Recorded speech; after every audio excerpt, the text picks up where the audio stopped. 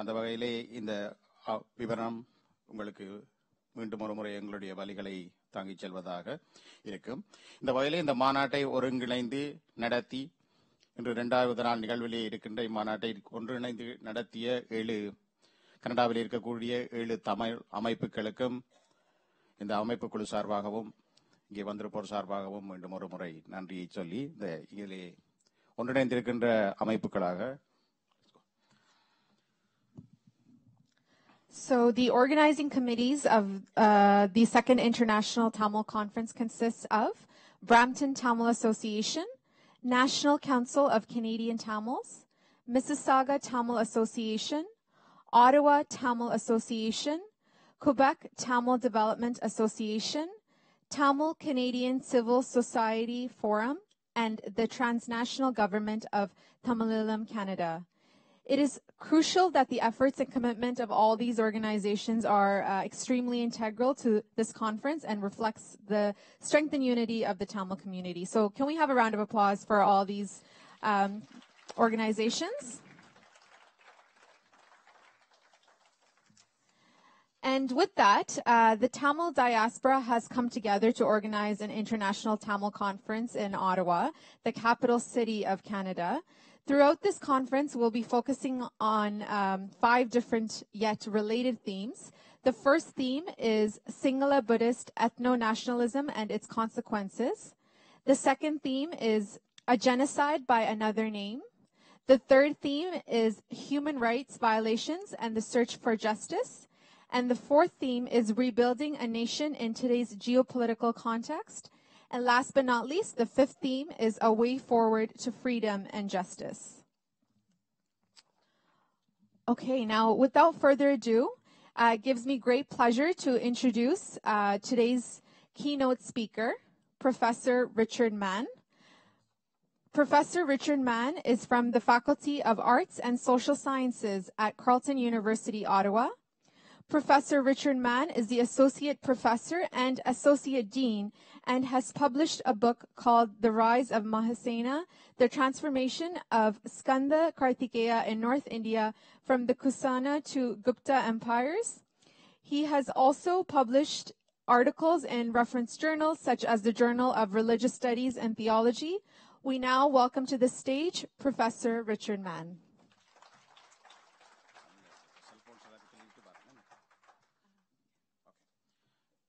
அனைவருக்கும் மீண்டும் ஒரு முக்கியமான அறிவித்தல். உங்களுடைய கைத்தொலைபேசிகளை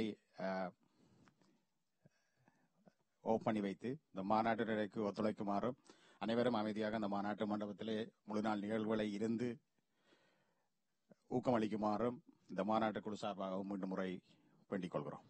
நன்றி.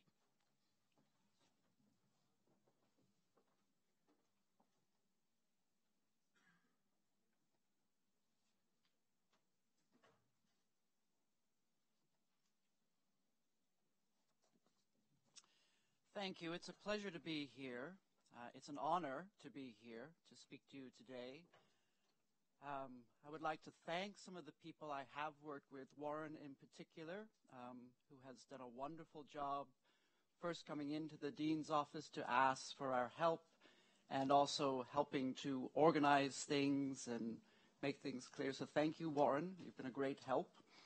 And it's been a real privilege to be here. So without further ado, why don't I read my paper, which hopefully won't go too long, but time will tell. This essay argues that the Sri Lankan government's constructed definitions of Tamils as quote-unquote terrorists, separatists, and anti-national is an attempt to disguise state violence against the Tamil community in Sri Lanka as anti-terrorists as opposed to state-generated violence better called genocide. This state-generated label, I argue, is designed to enforce majority Sinhalese control over the government in Sri Lanka and to allow the ruling elite to maintain power. This state-based violence is more, I argue, than a human rights violation, but with Professor Bowles' convincing argument yesterday, it was genocide. Such an argument raises the vexed question of how to define genocide, which Professor Bowl handled very well yesterday, thank you. So that means we get to skip part of my paper, and that's good news for everybody. So I don't need to go over the definitions of genocide, because yesterday Dr. Ball did that for us in a manner that is much more convincing than I could have. But the other question I wish to raise in this paper is why the Western media avoids any reference to this term in the nearly 1,000, well, to be precise, 999, newspaper articles on Sri Lanka that I have read from a variety of Western newspapers from Canada, the United States, Australia, England, and New Zealand. Central to my argument in this paper is that the way the Sinhalese Sri Lankan government of Kumaratunga and others disguised their atrocities and genocides of Tamils was to frame Tamils as terrorists attempting to destroy a democratic nation-state.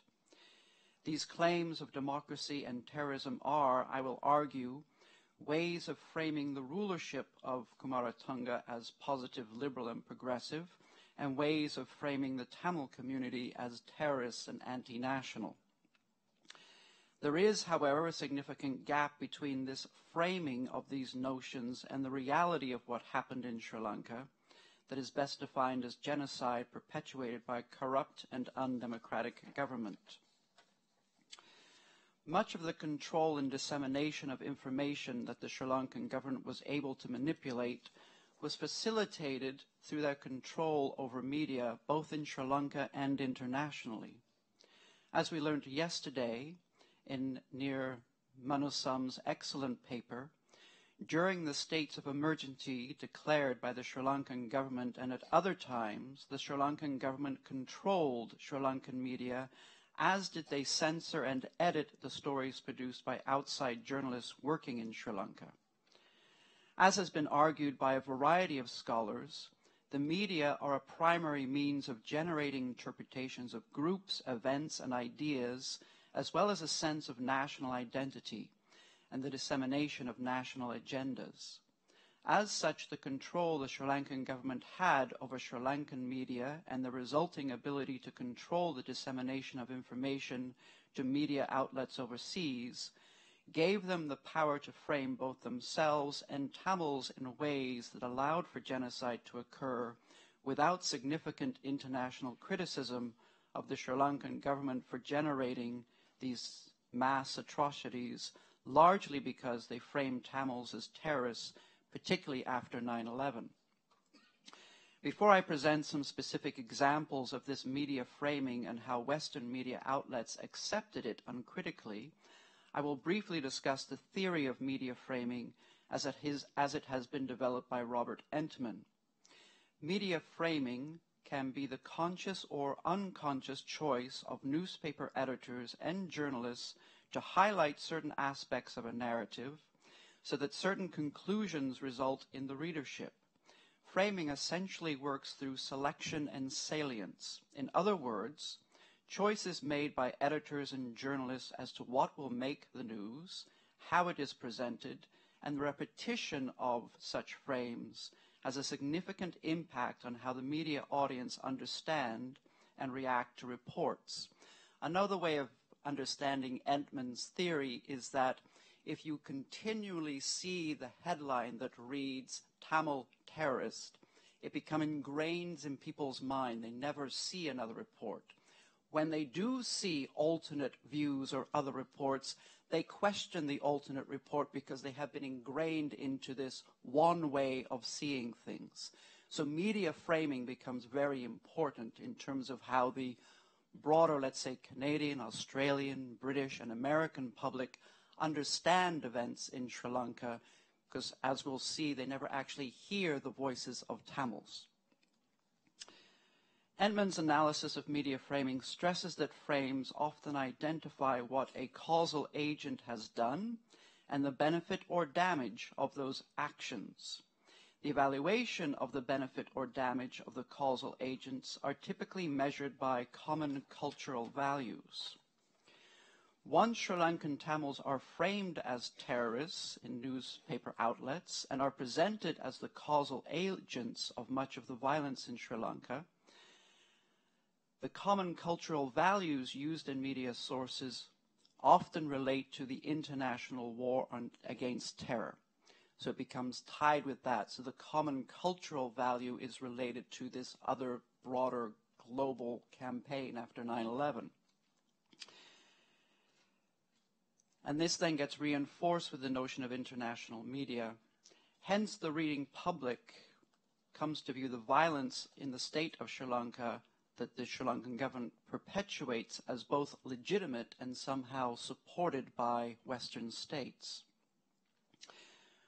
Within the Sri Lankan context, where there was no freedom and still is no real freedom of the press, the way to frame Tamils as terrorists attacking a democratic nation state is particularly amplified, particularly after 9/11.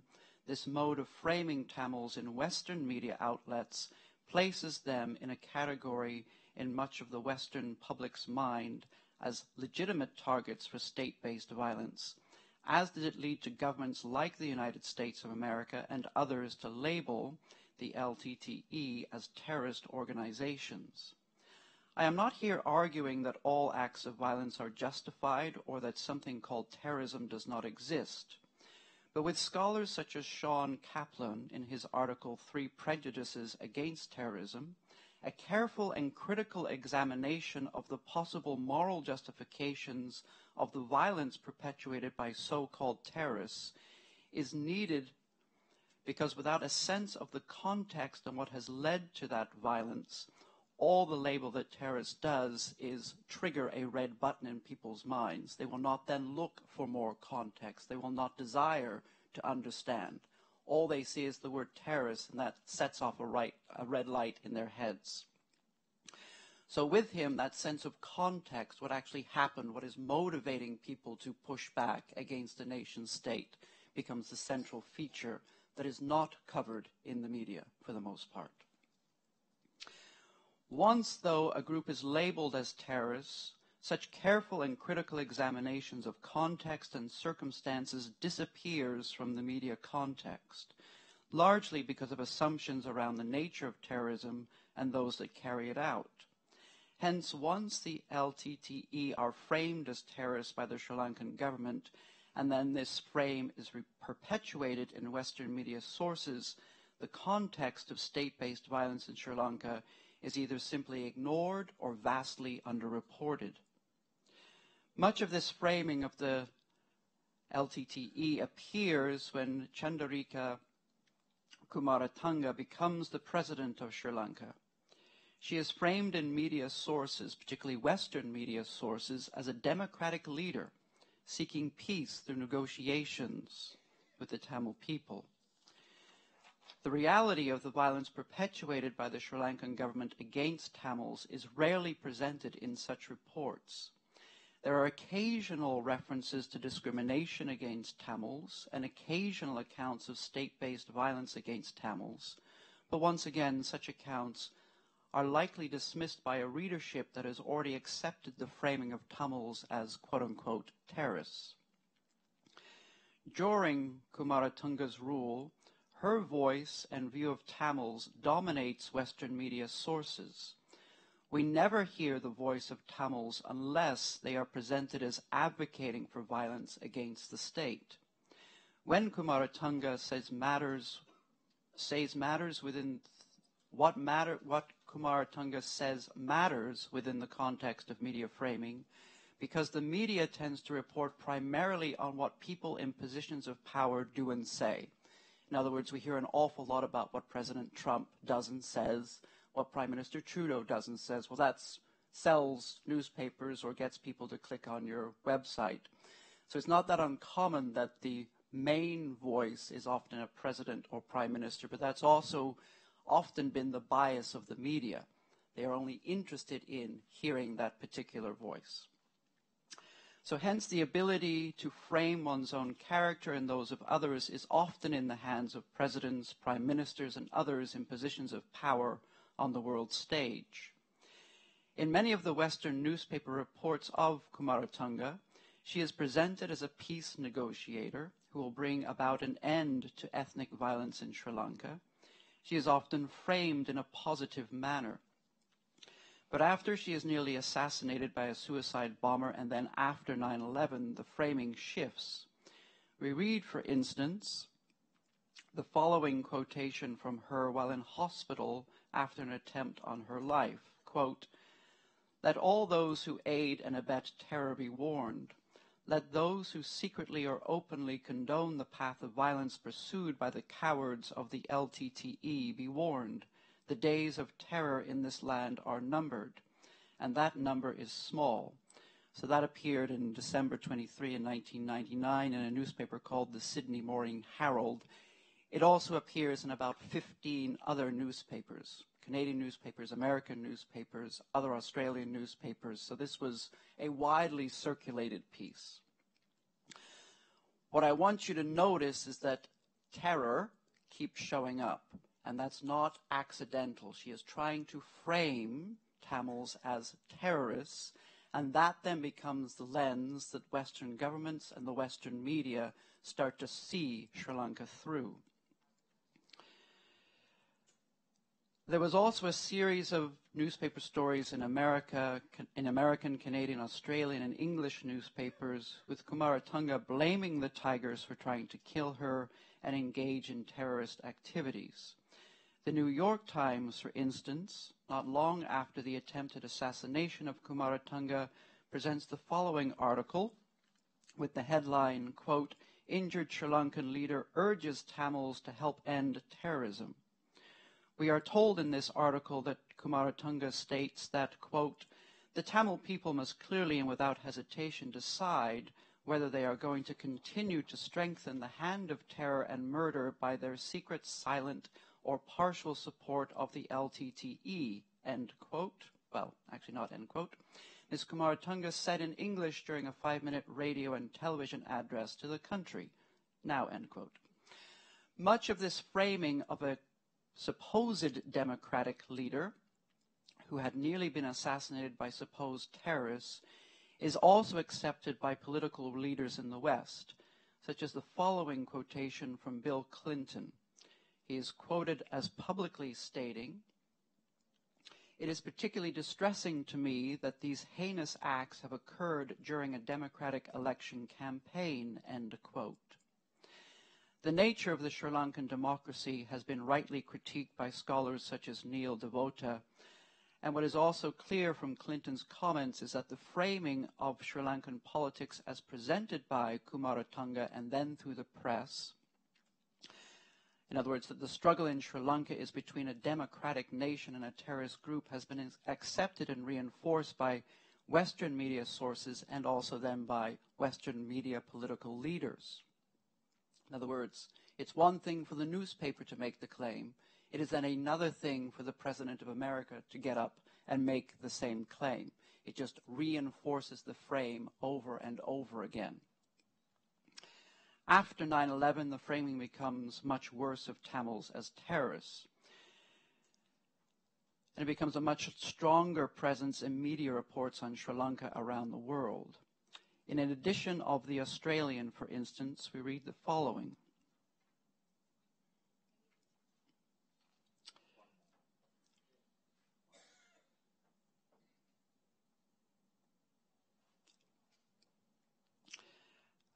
Quote, "Sri Lankan President Chandrika Kumaratunga, in a rare broadside against Tamil Tiger rebels." I find that very ironic, a rare broadside. That largely infers that they have no sense of the context in Sri Lanka. Anyway, against Tamil Tiger rebels says, "There is evidence linking the guerrillas to the assassination of Foreign Minister Lakshman Chandirgamar. Mr. Chandirgamar was gunned down on Friday night at his home in the capital, Colombo. He was a vocal critic of the Liberation Tigers of Tamil Eelam and played a key role in the group's prescription as a terrorist organization in several countries, including the U.S. Mr. Chandirgamar was an idealist," so this is a quotation from the president, was an idealist long before September 11th and the London bombings, long before terrorism became an anathema in the Western world. He spoke out against terrorism in Sri Lanka and abroad, Ms. Kumaratunga said. He was instrumental in having the LTT recognized internationally for what they are, an armed terrorist group, end quote. Once this frame of a democratic country fighting a terrorist group has been established in Western media sources, this frame comes to dominate most Western newspaper reports of Sri Lanka, with Tamils repeatedly presented as terrorists fighting a legitimate democratic government. After 9/11, one mostly reads accounts of violence on the part of Tamils in Sri Lanka, almost always presented as terrorist attacks. One rarely reads about the violence of the state against Tamils. With this frame established, we read accounts such as the following in Western media sources. On this night, she, that is Kumaratunga, tells the people of Vayangoda, is that close? Okay. That peace is at hand. Now, we all know that this is just not true, but again, because the media presents it, people will not question it. The government forces are now entering the final phase of defeating the terrorism of the LTTE, she says. Almost 75% of the land and the Tamil civilian population have been liberated from the grip of the tigers. But the war will not be a complete solution. We must address the genuine and legitimate grievances of the people. What I hope you see here is how media framing works. They are terrorists. I am going to help them because I'm some sort of a just democratic ruler. Well, we all know that is just not true. But that's the only voice that ever appears in the media presenting these claims. So what we see here then is a framing of Kumaratunga as conducting a quote-unquote legitimate war, and that she has genuine concerns from the Tamil people. We know that this is not the case, but the reading public has no means of reaching an alternate conclusion than the one they have been provided by the media. There are, to be fair to the media, occasional references to Sinhalese discrimination of Tamils, but any context or accurate account of what the Sinhalese state has done or is doing to Tamils in Sri Lanka is never carefully explored in these media sources, nor do they ever directly speak with Tamils, as far as I can see anyway in the 999 articles I have read. Rather, an image is created of a radical extremist group trying to terrorize a nation and its people, and hence the violence of the state becomes, at least in the eyes of the West in the fight against terrorism, justified acts of violence in the war against terrorism. Hence, by framing Tamils as a terrorist threat to a democratic state, the Sri Lankan government is able to disguise its genocide of Tamils as a fight against terrorism. So that's why media framing matters. You never ever see the word genocide in any of these reports, even though we now know that is the correct term. All we see is the word terrorism, and that a prime minister is somehow fighting some sort of a just war. Now, in fairness to the Western media, there are references to state-based atrocities against the Tamil community in some newspapers. Once in a blue moon, the Globe and Mail does that, and so does the Star. One of the London newspapers occasionally will make reference to this, but never with the voice of a Tamil. So you never actually hear what has actually happened. There are vague references to atrocities, but always as the next step in an article that started with the word terrorism. So for the reading public, are the atrocities those of the terrorists, or is it state-based atrocities? Is never made that clear in the articles. So it's not that they never say there is no state-based violence, but often that state-based violence has already reflected the frame of terrorism, and for the reading public who knows nothing about what is actually happening in Sri Lanka, how they read that word atrocity is not clear at all.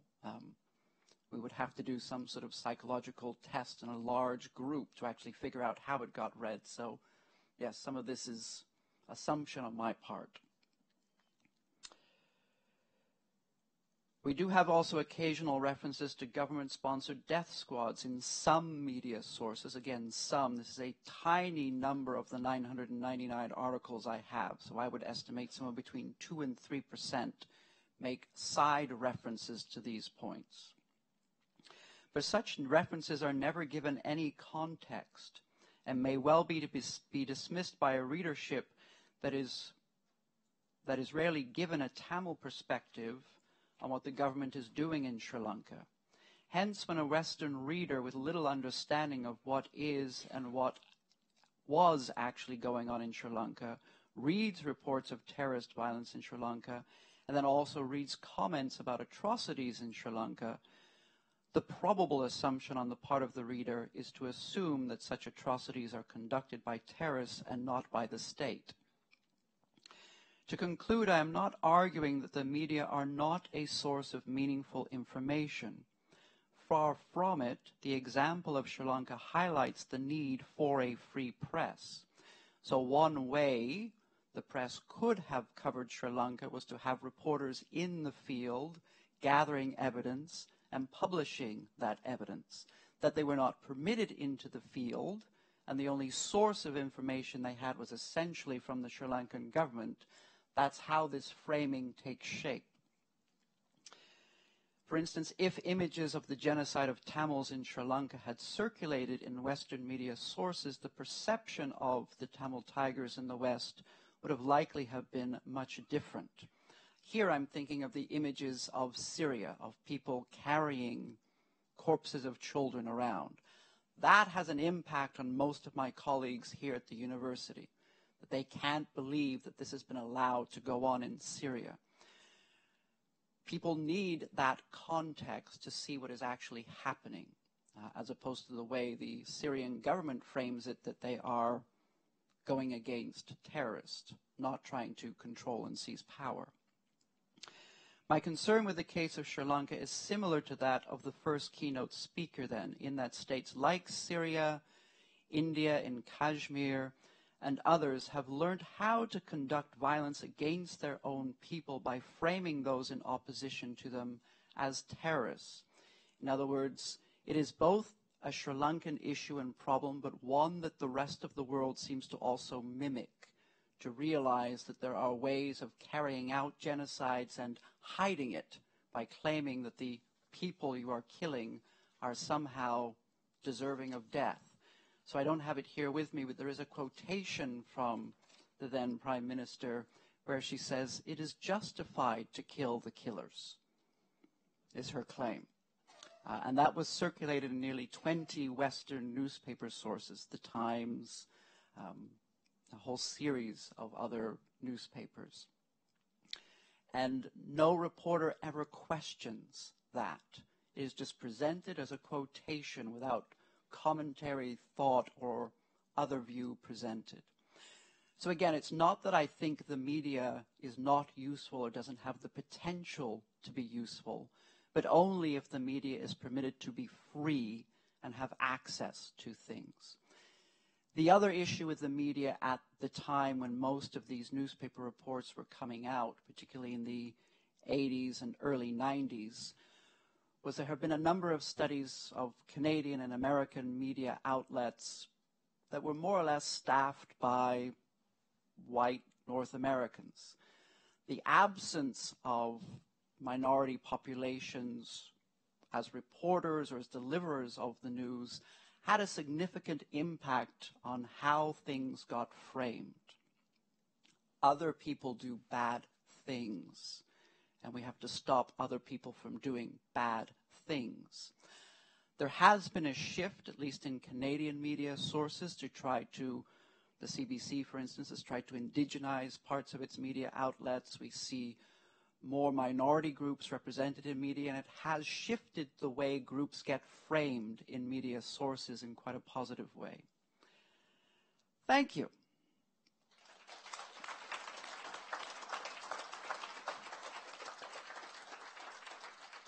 Now perhaps there is time for questions, quandaries, quibbles, moments of quiet disillusionment that you would like to express. I think you hit the nail on the head correctly. That the government of Sri Lanka hired a well-potential, which is a notorious image organization, which supported many world leaders who were committing genocide. Ah. And the equation they created was camels equals tigers equals terrorists. Yeah. And I think they succeeded in that image of the three words, and that kept repeated again and again. As a result, if you notice, no other person other than Tamils participated in any of our struggles in Canada. Yeah. We had tens of thousands of people on the streets. We had 30,000 people for almost a month in Ottawa in front of the parliament, but nobody bothered to come. Not even the MPs, except for 2 people came out. The reason was the government succeeded in framing this as a fight against terrorists, so if you are Tamil, then you're a terrorist. Yeah, and I think it's that inability of both our own governments and our own media to question the frame they have been presented. Part of the danger is that word terrorist will sell newspapers. Good news does not sell newspapers unless it's sports or music. Bad news does sell newspapers. So there had been, at least in media sources, a tendency to stress the bad news, because that was how you got people to buy your newspaper. Now that newspapers don't exist that much anymore, they're somewhat more liberal, but yeah, I agree. So in your mind, what can we do to overcome this?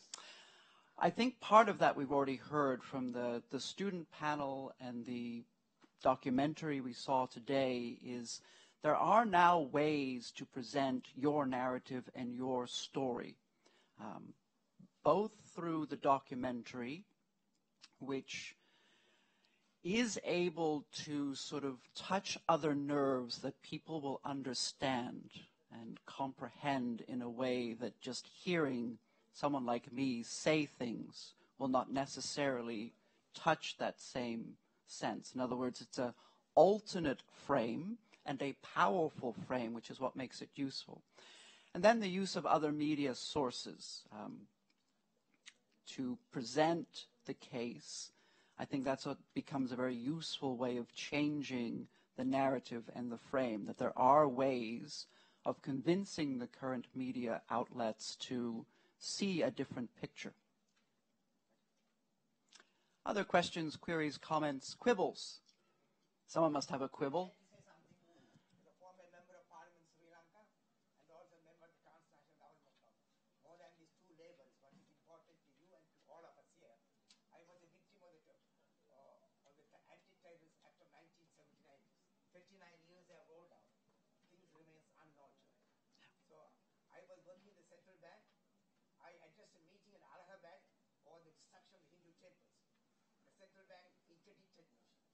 Followed by the Anti-Terrorism Act. He said, J.R. Jawaharlal was the president at the time, said, wipe out terrorism all over before 31st December 1979. I was arrested, kept there for 3 months, stripped naked often.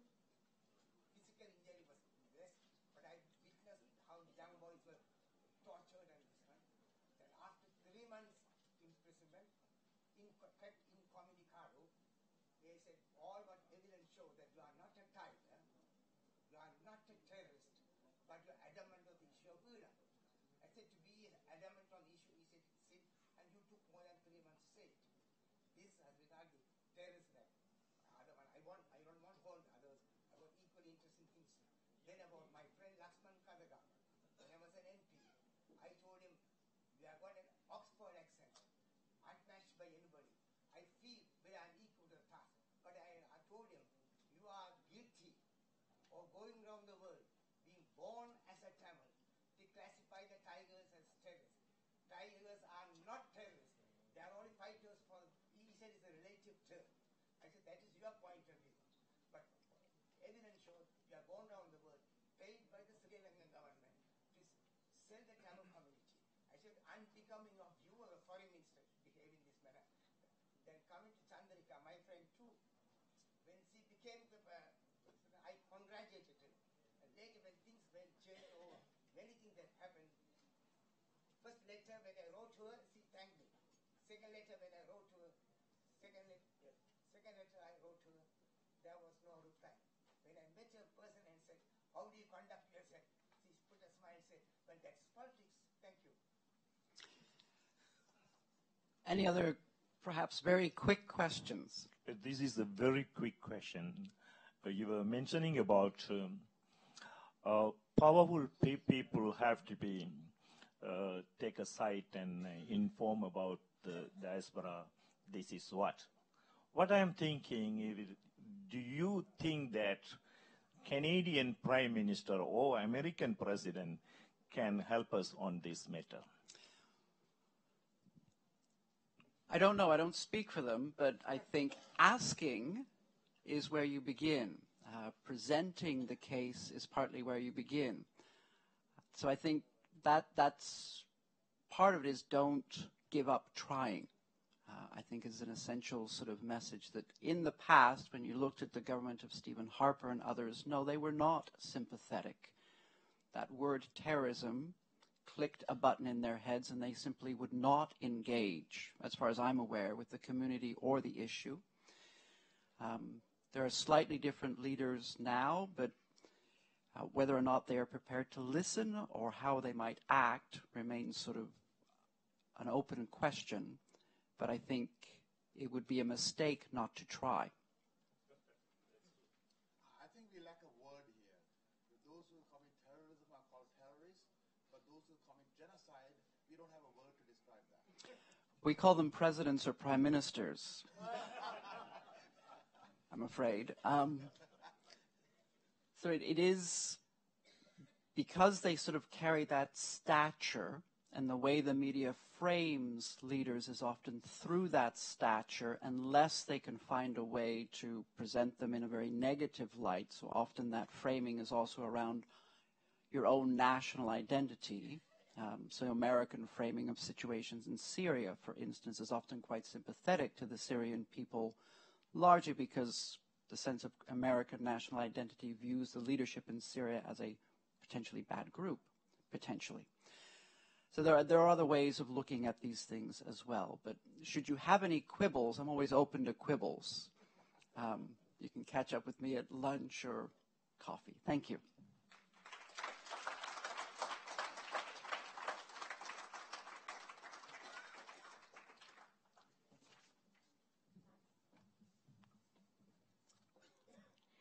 Thank you very much, Professor Richard Mann. Before we proceed to the next sessions for the day, I'd just like to address a few housekeeping items. I know many people may have some questions throughout the talks and also at the end. So if you do have any questions or comments, we kindly ask that you please raise your hands. We have our volunteers at each side, and they will bring you a slip of paper, and you're welcome to write your questions, and they will collect the slip of paper and bring it to the speaker. So we kindly ask that you follow this process when you have any questions.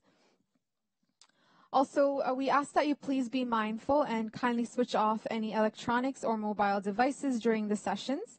Please note that only registered media are permitted to take any photography or videography at the conference, and we will have recorded speeches and discussions on our conference website as soon as the conference is over.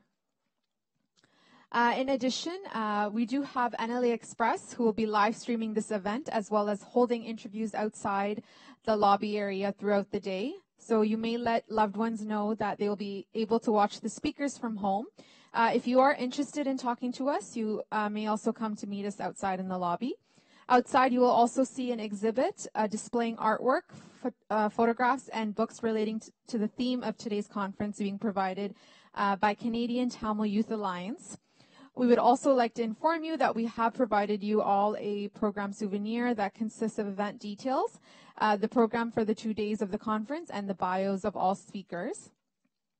Now, without further delay, I think we can now begin in today's conference on Tamil nationhood and genocide in Sri Lanka, a search for justice and post-war rebuilding of the Tamil nation.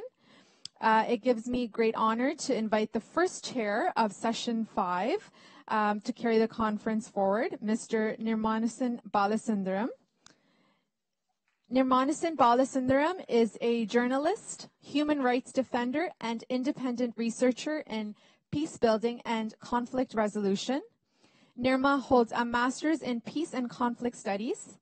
He has frequently engaged with international stakeholders, including diplomats, civil society members, journalists, politicians, and policymakers in Geneva, Brussels, Washington, D.C., and London on issues surrounding human rights, mass atrocities, justice, and accountability in Sri Lanka. Ladies and gentlemen, please put your hands together for Nirmanasan Balasundaram.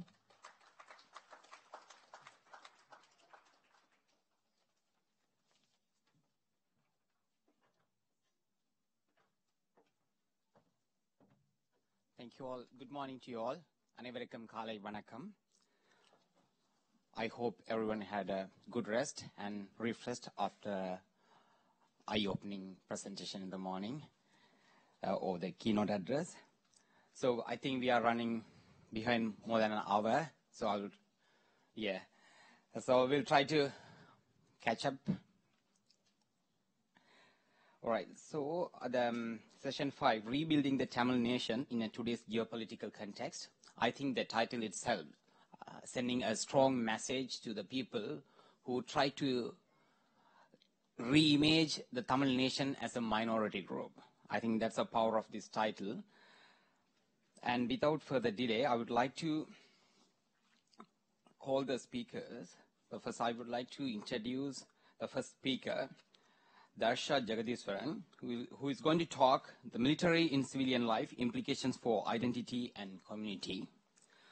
As we are talking about or discussing about the genocide and its impact on the Tamil community, I think the militarization is playing a crucial role in the Tamil genocide. I think militarization, single colonization, and single archaeological sites and special economic zones are interrelated in the part of eliminating the Tamil nation's existence in the northeast of the island. So Darsha is going to focus on the military in civilian life. Darsha is a Tamil Canadian lawyer who, after being called to the bar in the province of Ontario in June 2016, has been based in Jaffna since August 2016, helping set up the Adayalam Center for Policy Research.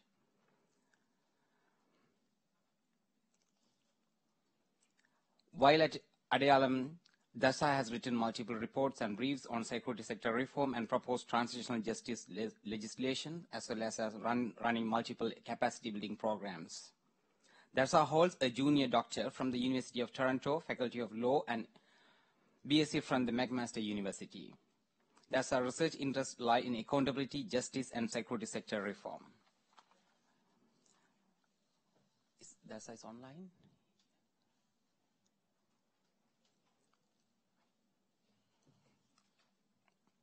So, as I mentioned already, Darshan is based in Jaffna, and she's going to talk to us over Skype from Jaffna.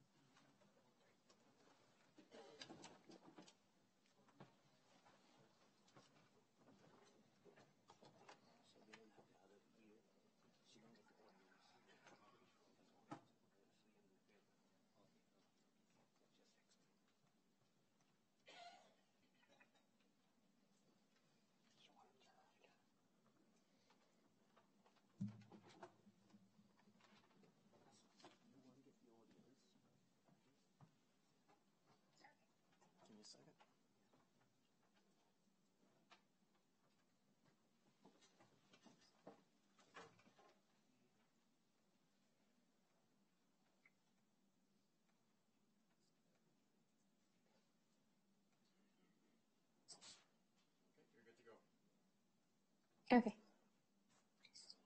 Thank you so much, Nirman, for that lovely introduction. Can everyone hear me okay?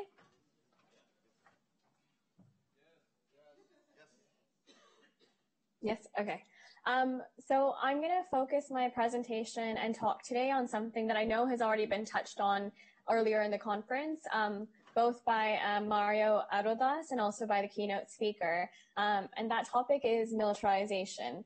But I'm going to be focusing on it from a slightly different angle. So I'm going to be looking at what a question that has been on my mind for the last 2 years, having worked in Jaffna and traveled across the Northeast, which is what are the long-term impacts of militarization and securitization on Tamil national identity and Tamil political aspirations, particularly those that are centered on self-determination and nationhood. So before I get started, I just want to go through a couple terms that I'll be using and how I personally define them. So the first is what I mean by militarization. The definition that I prefer to use is that of academic Cynthia Unlow, who defines it as the step-by-step process by which something becomes controlled by, dependent on, or derives its value from the military. And I think, I won't go into too much detail about this because I know it's already been discussed.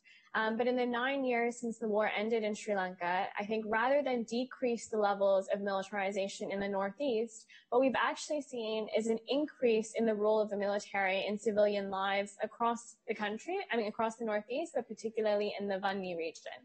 And I think this is where it's important not to just look at militarization on a numerical level, because yes, the military has slightly decreased in size since the end of the war. I think at last count, we're looking at about 240,000 troops. But when we talk about militarization, it's not just about their physical presence, it's also the ways in which they're embedded in civilian lives, ranging from employment to education. So one example is with regards to the Civil Security Department, which employs over 3,500, mostly former LTT cadres and war-affected women in Kilinochchi and Mullaitivu alone.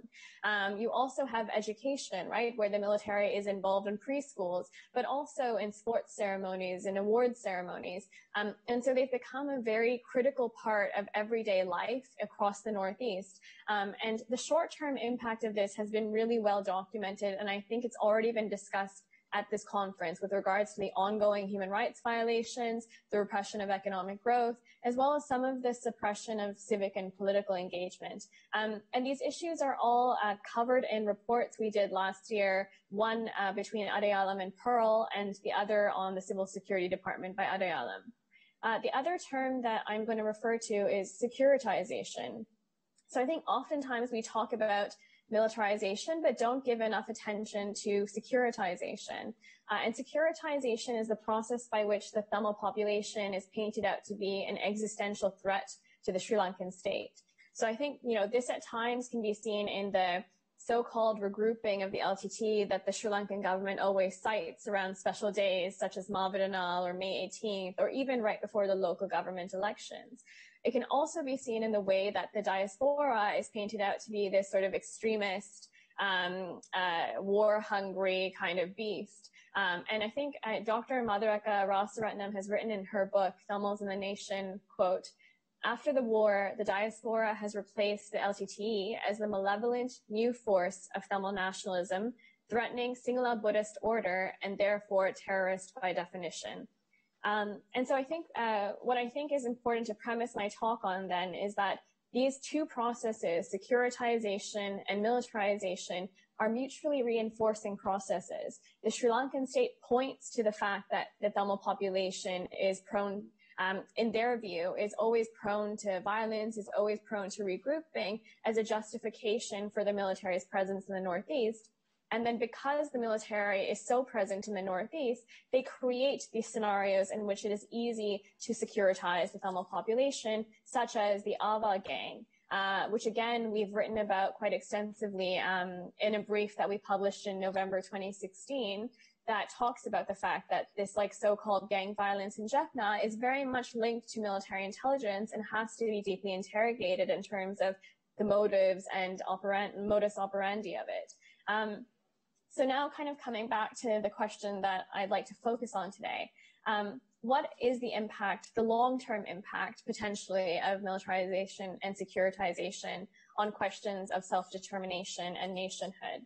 A common refrain I've heard from individuals across the Northeast over the last 2 years goes something like, we can't trust anyone in our village, Akka. I heard that that man, a neighbor, is an informant for the military, and apparently that woman, another neighbor, has been seen with intelligence at her house.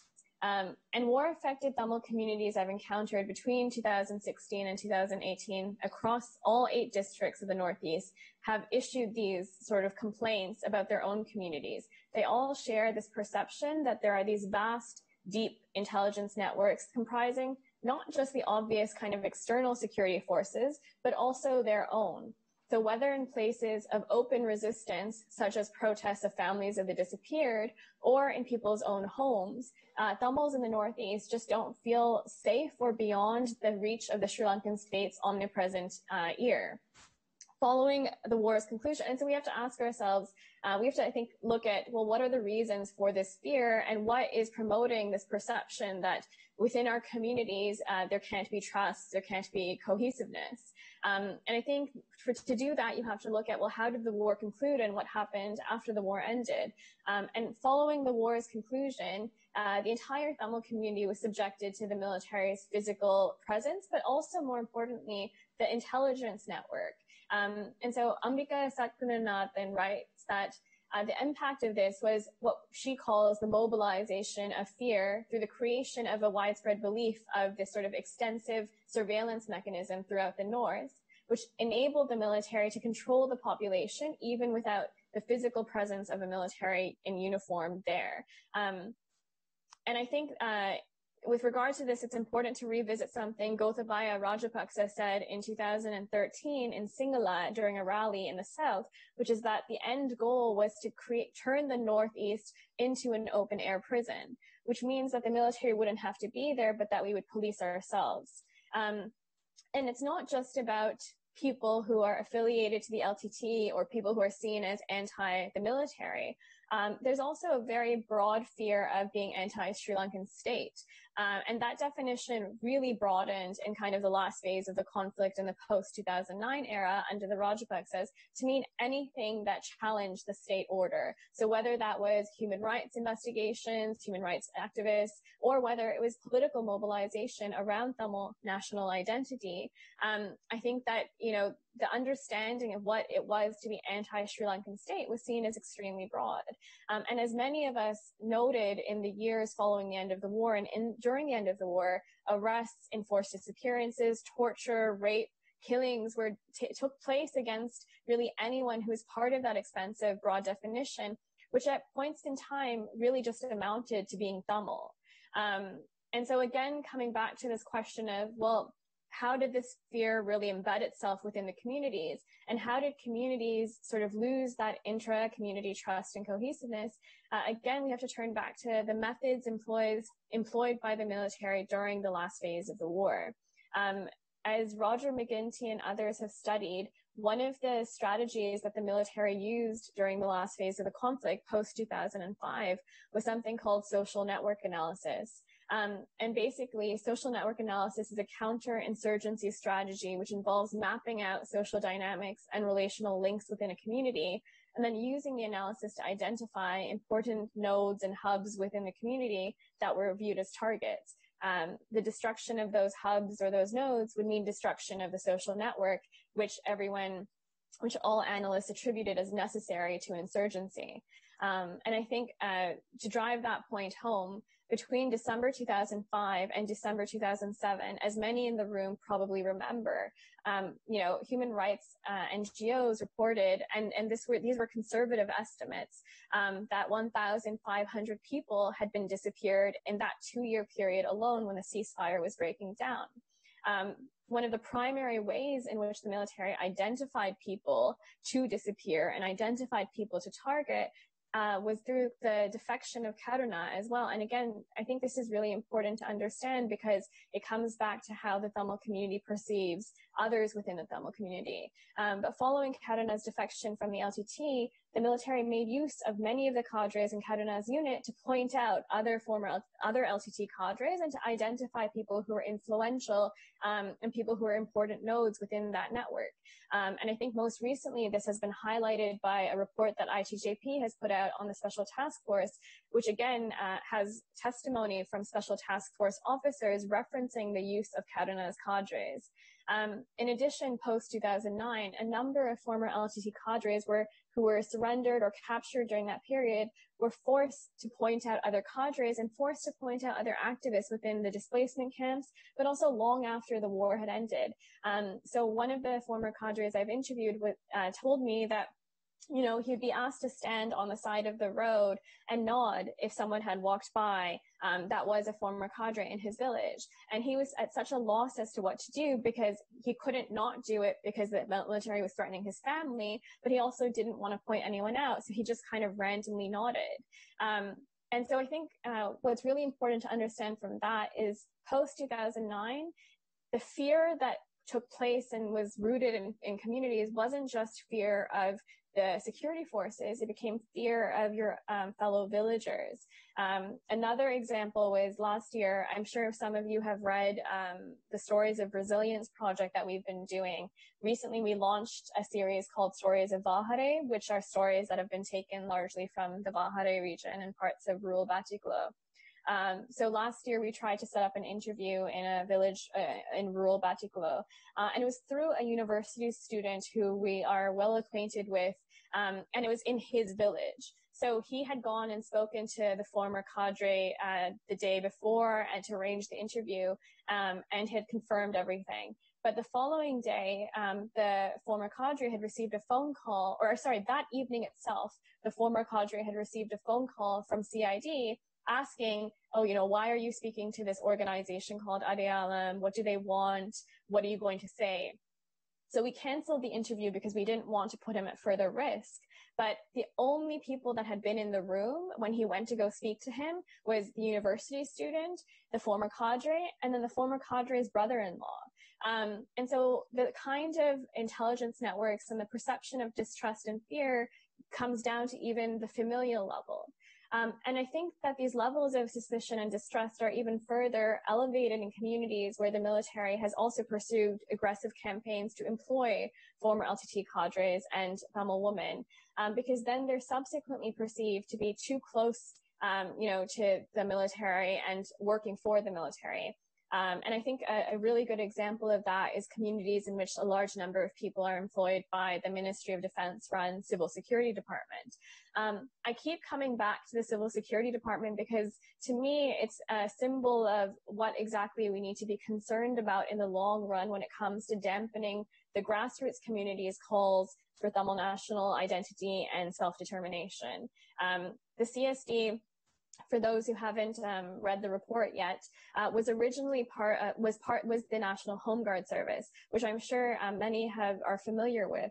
The National Home Guard Service themselves were complicit in many of the atrocity crimes that occurred during the war, and in fact, there was one National Home Guard person who was part of the Kumarapuram massacre, about which me and Mario wrote a report for Pearl on last year as well.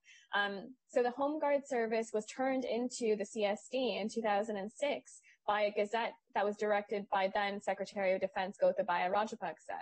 And up until 2009, the CSD was very much a counterinsurgency functioning unit. So it went into areas that had been where they had removed the LTT to make sure that there was no resurgence of the LTT and to make sure that people there didn't rise up again. And while many former LTT cadres and women didn't want to join the CSD at first when they came into their communities in 2012 and 2013, eventually many did, because the truth is there are very little economic opportunities available for them there. And the other reason some of them joined was they thought that already to their homes, the CID and security forces were visiting every day. So maybe if they joined, at least they could stop that. And I think the consequences of their joining, I won't go into too much detail, but I encourage you to read the report because it describes in detail how their engagement in civic and political affairs has been really repressed, and also how it's changed the way the communities perceive them and furthered distrust and suspicion within those communities. So I think what I've been discussing thus far really comes back to something that I think I have found really striking and to be true across the Northeast and almost all the communities I visited, with the exception maybe of Iranatipu, which is that intra-community cohesiveness and trust, particularly in areas where there is a heavy military presence and the military is particularly involved in civilian activities, has really broken down. And I think, one of the frameworks that's useful to use to analyze this is something called social capital, which is a sociological framework. And basically, social capital just refers to the features of communities and social organizations like trust, reciprocity, civic engagement that improve the efficiency of those societies and help facilitate coordinated activities. So what does if we accept that intra-community trust and cohesiveness has been negatively impacted by militarization, what does this mean in terms of the Tamil community's political and civic engagement, particularly on a framework which challenges the singular state order and is premised on self-determination and nationhood? I think, again, these are just preliminary theoretical ideas that have come out of research I've done over the last 2 years. But one of the problems with this is when it comes to collective action, right? So problems with collective action occur when there is a difference between the benefit someone can gain from pursuing a course of action that's useful for themselves individually versus something that's useful for the collective. And applying this to the current context in the Northeast, many Tamil individuals are having to choose between working for the military or accepting other pacification measures by the Sri Lankan state, or continuing to support and espouse a Tamil national identity which challenges the Sri Lankan state and organizing and mobilizing for the latter. So as I think you've already heard from my colleague Guruparan, but he argues, and I agree, that the impression is being forcefully created that seeking self-determination is inimical to the very survival of the Tamil community. While on the other hand, the choice of foregoing the Tamil national identity in favor of support for the Sri Lankan state is perceived as providing short-term benefits to the individuals, as it ensures they're not seen as anti-state, not to mention the economic benefits that it can potentially provide to those individuals. So the question then becomes, does a reduction in the kind of social capital within Tamil communities, that cohesiveness, that trust, reduce their willingness to adopt the Tamil national identity and politics in favor of the Tamil national identity? Looking again at the CSD as a case study, there was one woman we interviewed in 2017, and when we originally interviewed her last year, she was able to be critical of the military. She was able to be critical still of single state parties, despite the fact that she was working for the CSD. Now, I've now interviewed her again about a year later, just under a year later. And in that time period, the military has only increased their involvement in her life. So now she is not only working for the CSD, but she is receiving specialized vocational training, which the CSD is offering everyone in the Kilinochchi and Mullaitivu areas now. And on top of that, she herself has been further isolated from her own community. So she no longer attends the church that she used to go to because others in the church were viewing her quite negatively because she had taken on this sort of specialized training, and they were seeing her as being even further embedded into the military. So when I interviewed her again this time, she could not, even though she did trust me and we had this relationship, she no longer could voice critique of the military. And she could also no longer really voice critique of the single state either, which I think is, and again, this hypothesis hasn't been tested quantitatively, and I don't want to make conclusions on this, but I think these are things that we need to be worried about and also further understand. Because what this means is in the future, Tamil nationalist political parties in the Northeast may have a harder time politically mobilizing, and it might become easier for some Singla state order aligned parties to make inroads. Some would argue, looking at the January 2018 elections, that some of that is already happening. One journalist basically did a chart analysis where he mapped Tamil nationalist parties, which he identified as the TNA, the TNPF, and the TULF, and how they had done at the 2018 local government elections versus how they had done at the 2015 general elections, and found that there was a 17% drop-off in the vote share that they had. Now, it's not a perfect comparison because it's a different set of elections with a different set of members, and people are much more willing to kind of take risks with voting in the local government elections and vote based on kind of personal affiliation as opposed to party affiliation. But then you look at something like the May Day rally that happened in Jaffna last week, where the JVP shows up. And granted, there's a lot of propaganda being spewed about how, the JVP, it was all locals who participated. They didn't bus anyone in, which I don't think is true. I've already heard reports of at least one bus having been brought in from outside. But nonetheless, they did manage to bring out a significant number of Tamil voters from that area. And so I think that, it is something that we need to be concerned about. But that being said, I also agree with Dr. Rasaratnam's view that Tamil national identity is the consequence of outcome of, I'm just going to say it in her words because she can say it much better than I can, but her quote is the outcome of stepwise and temporally continuous processes of organization and mobilization that establish the idea of a Tamil national identity as a dominant and unavoidable presence in the Tamil political life. So basically, if we understand Tamil national identity as the outcome of political processes, as opposed to this primordial ethnic nationalism, I think we can better understand how Tamil nationalism can then be influenced by political processes, which makes it complex and multifaceted. Just because the Tamil community is losing intra-social capital doesn't necessarily mean that it's going to completely decimate Tamil national identity. But also as a result of Tamil national identity being the consequence of a political process, that process of reduction of trust can have an impact. I know I'm definitely running over time, so I'm just going to end by touching on a second intersecting piece of this analysis, which I think is also really important, which is what happens when the Tamil community becomes unable to identify oppressing structures as oppressive, or they internalize that impression.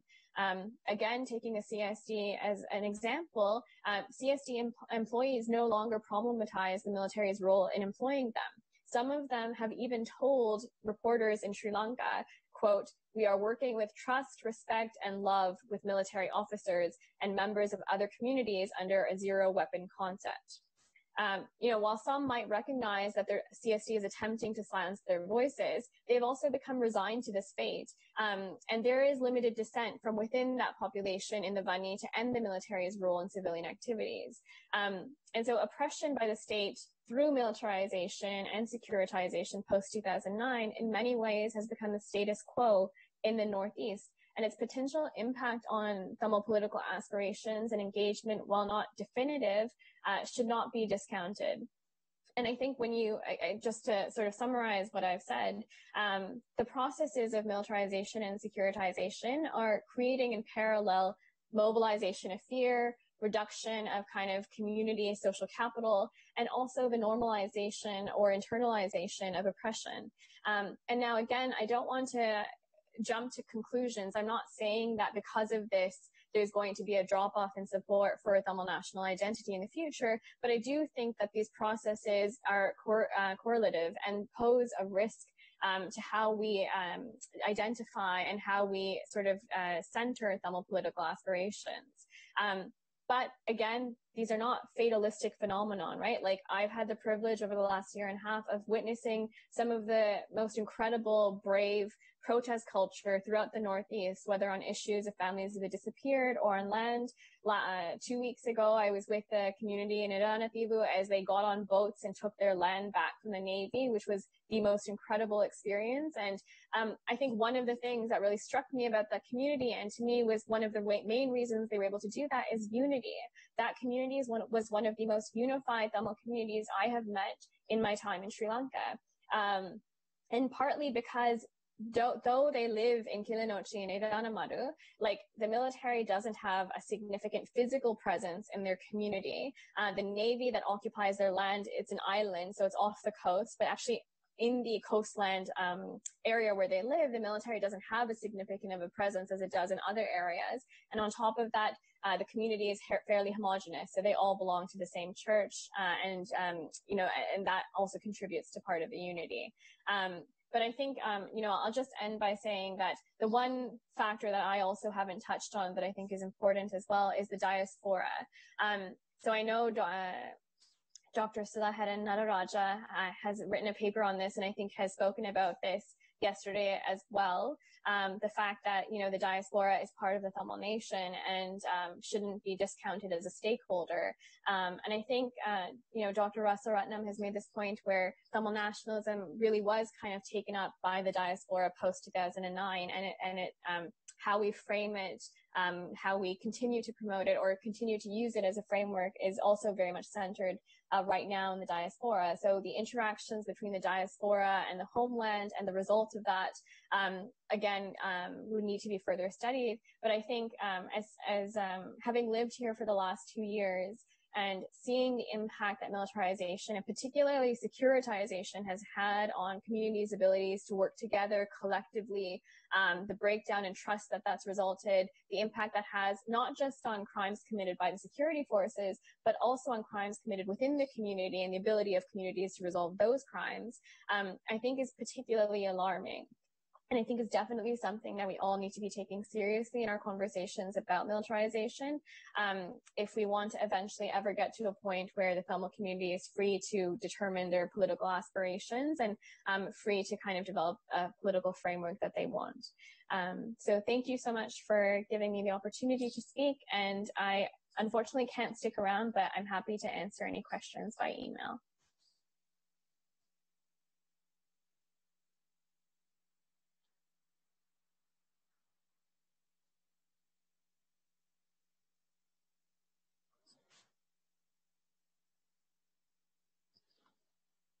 From the ground. I think that very important point that Darshan mentioned. One thing that how the Sri Lankan intelligence network strategically, internally and externally, dividing the Tamil community and destroying the Tamil community structurally, especially from the social aspect. So we always see from the wide aspect of the nation, but especially creating the fear among the Tamil community. What she mentioned in her words, like mobilization of fear through military surveillance. I think that's what the Sri Lankan military doing externally. And then internally, that they are creating a fear among us through how they create the mistrust among the community. That the example that she has given, especially we are in a place or in a room, a few people were there and they pass the information before they, Adayalam before they interview. I think that as long as a community itself, I think yesterday we have discussed about, one of the weakness in our side, our own denial about our past. Likewise, here, they're creating a mistrust among community and destroying or dividing, coming together is a well-calculated strategy by the Sri Lankan state in order to stop or eliminate the existence of the Tamil nation. Thank you, Darsha, once again. And so then we will, as Darsha is, cannot continue to be with us today, but as she mentioned already that she's happy to answer any your questions or clarifications via email. So then we will go to the next speaker. Thank you. Thank you, Darsha.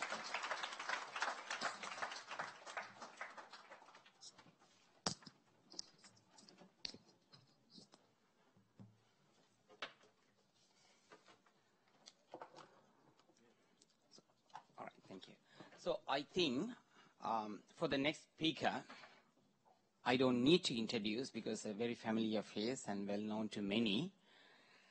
But still I have the responsibility or obligation to introduce.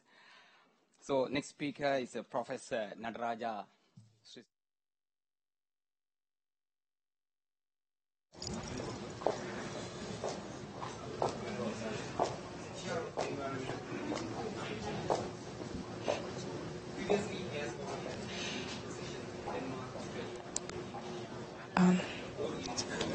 Yes.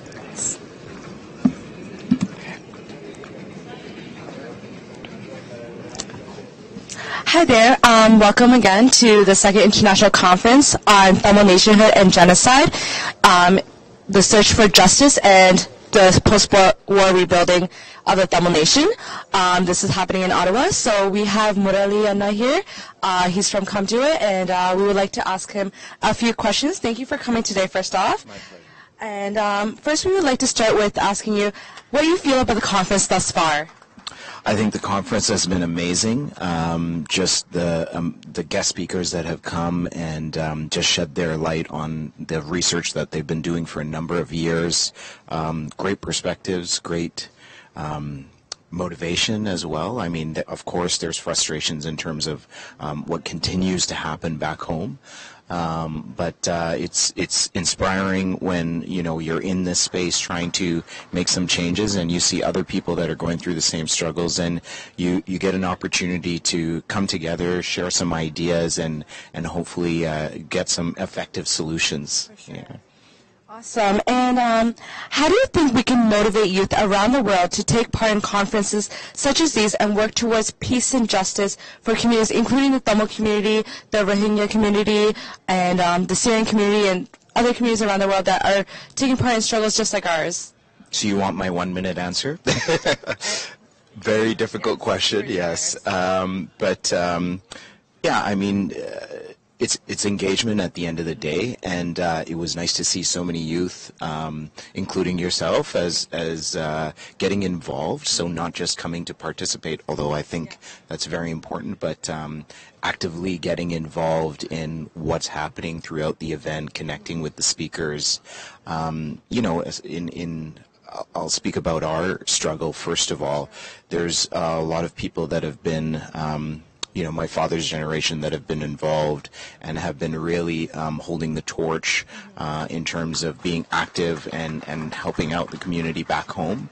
And it's inspirational to see a lot of young people here that are continuing to do that. And, maybe we don't know all the histories, but the fact that people are coming here to learn about that, you don't want to repeat the past, right? So it's important to understand that information so we make the right decisions moving forward. In terms of how we can get more people to, more youth to connect, I think it's, up to those young people that are here to spread the word. I think it's extremely overwhelming to know what has happened to our community, this genocide that's occurred.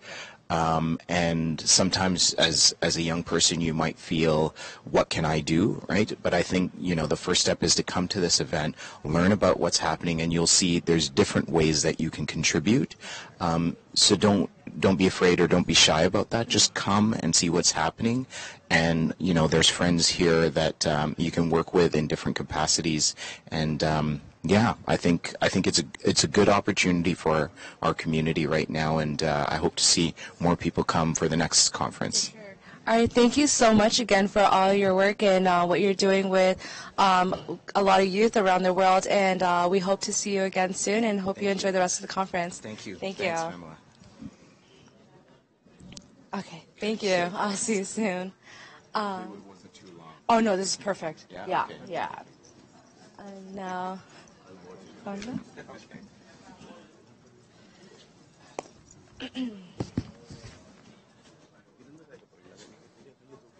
That's okay. This is better than yesterday. I got used to it.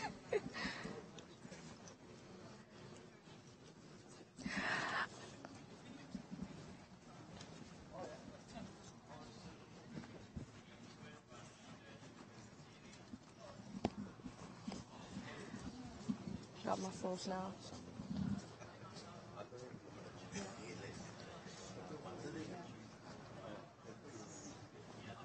That one, this has got me muscles now.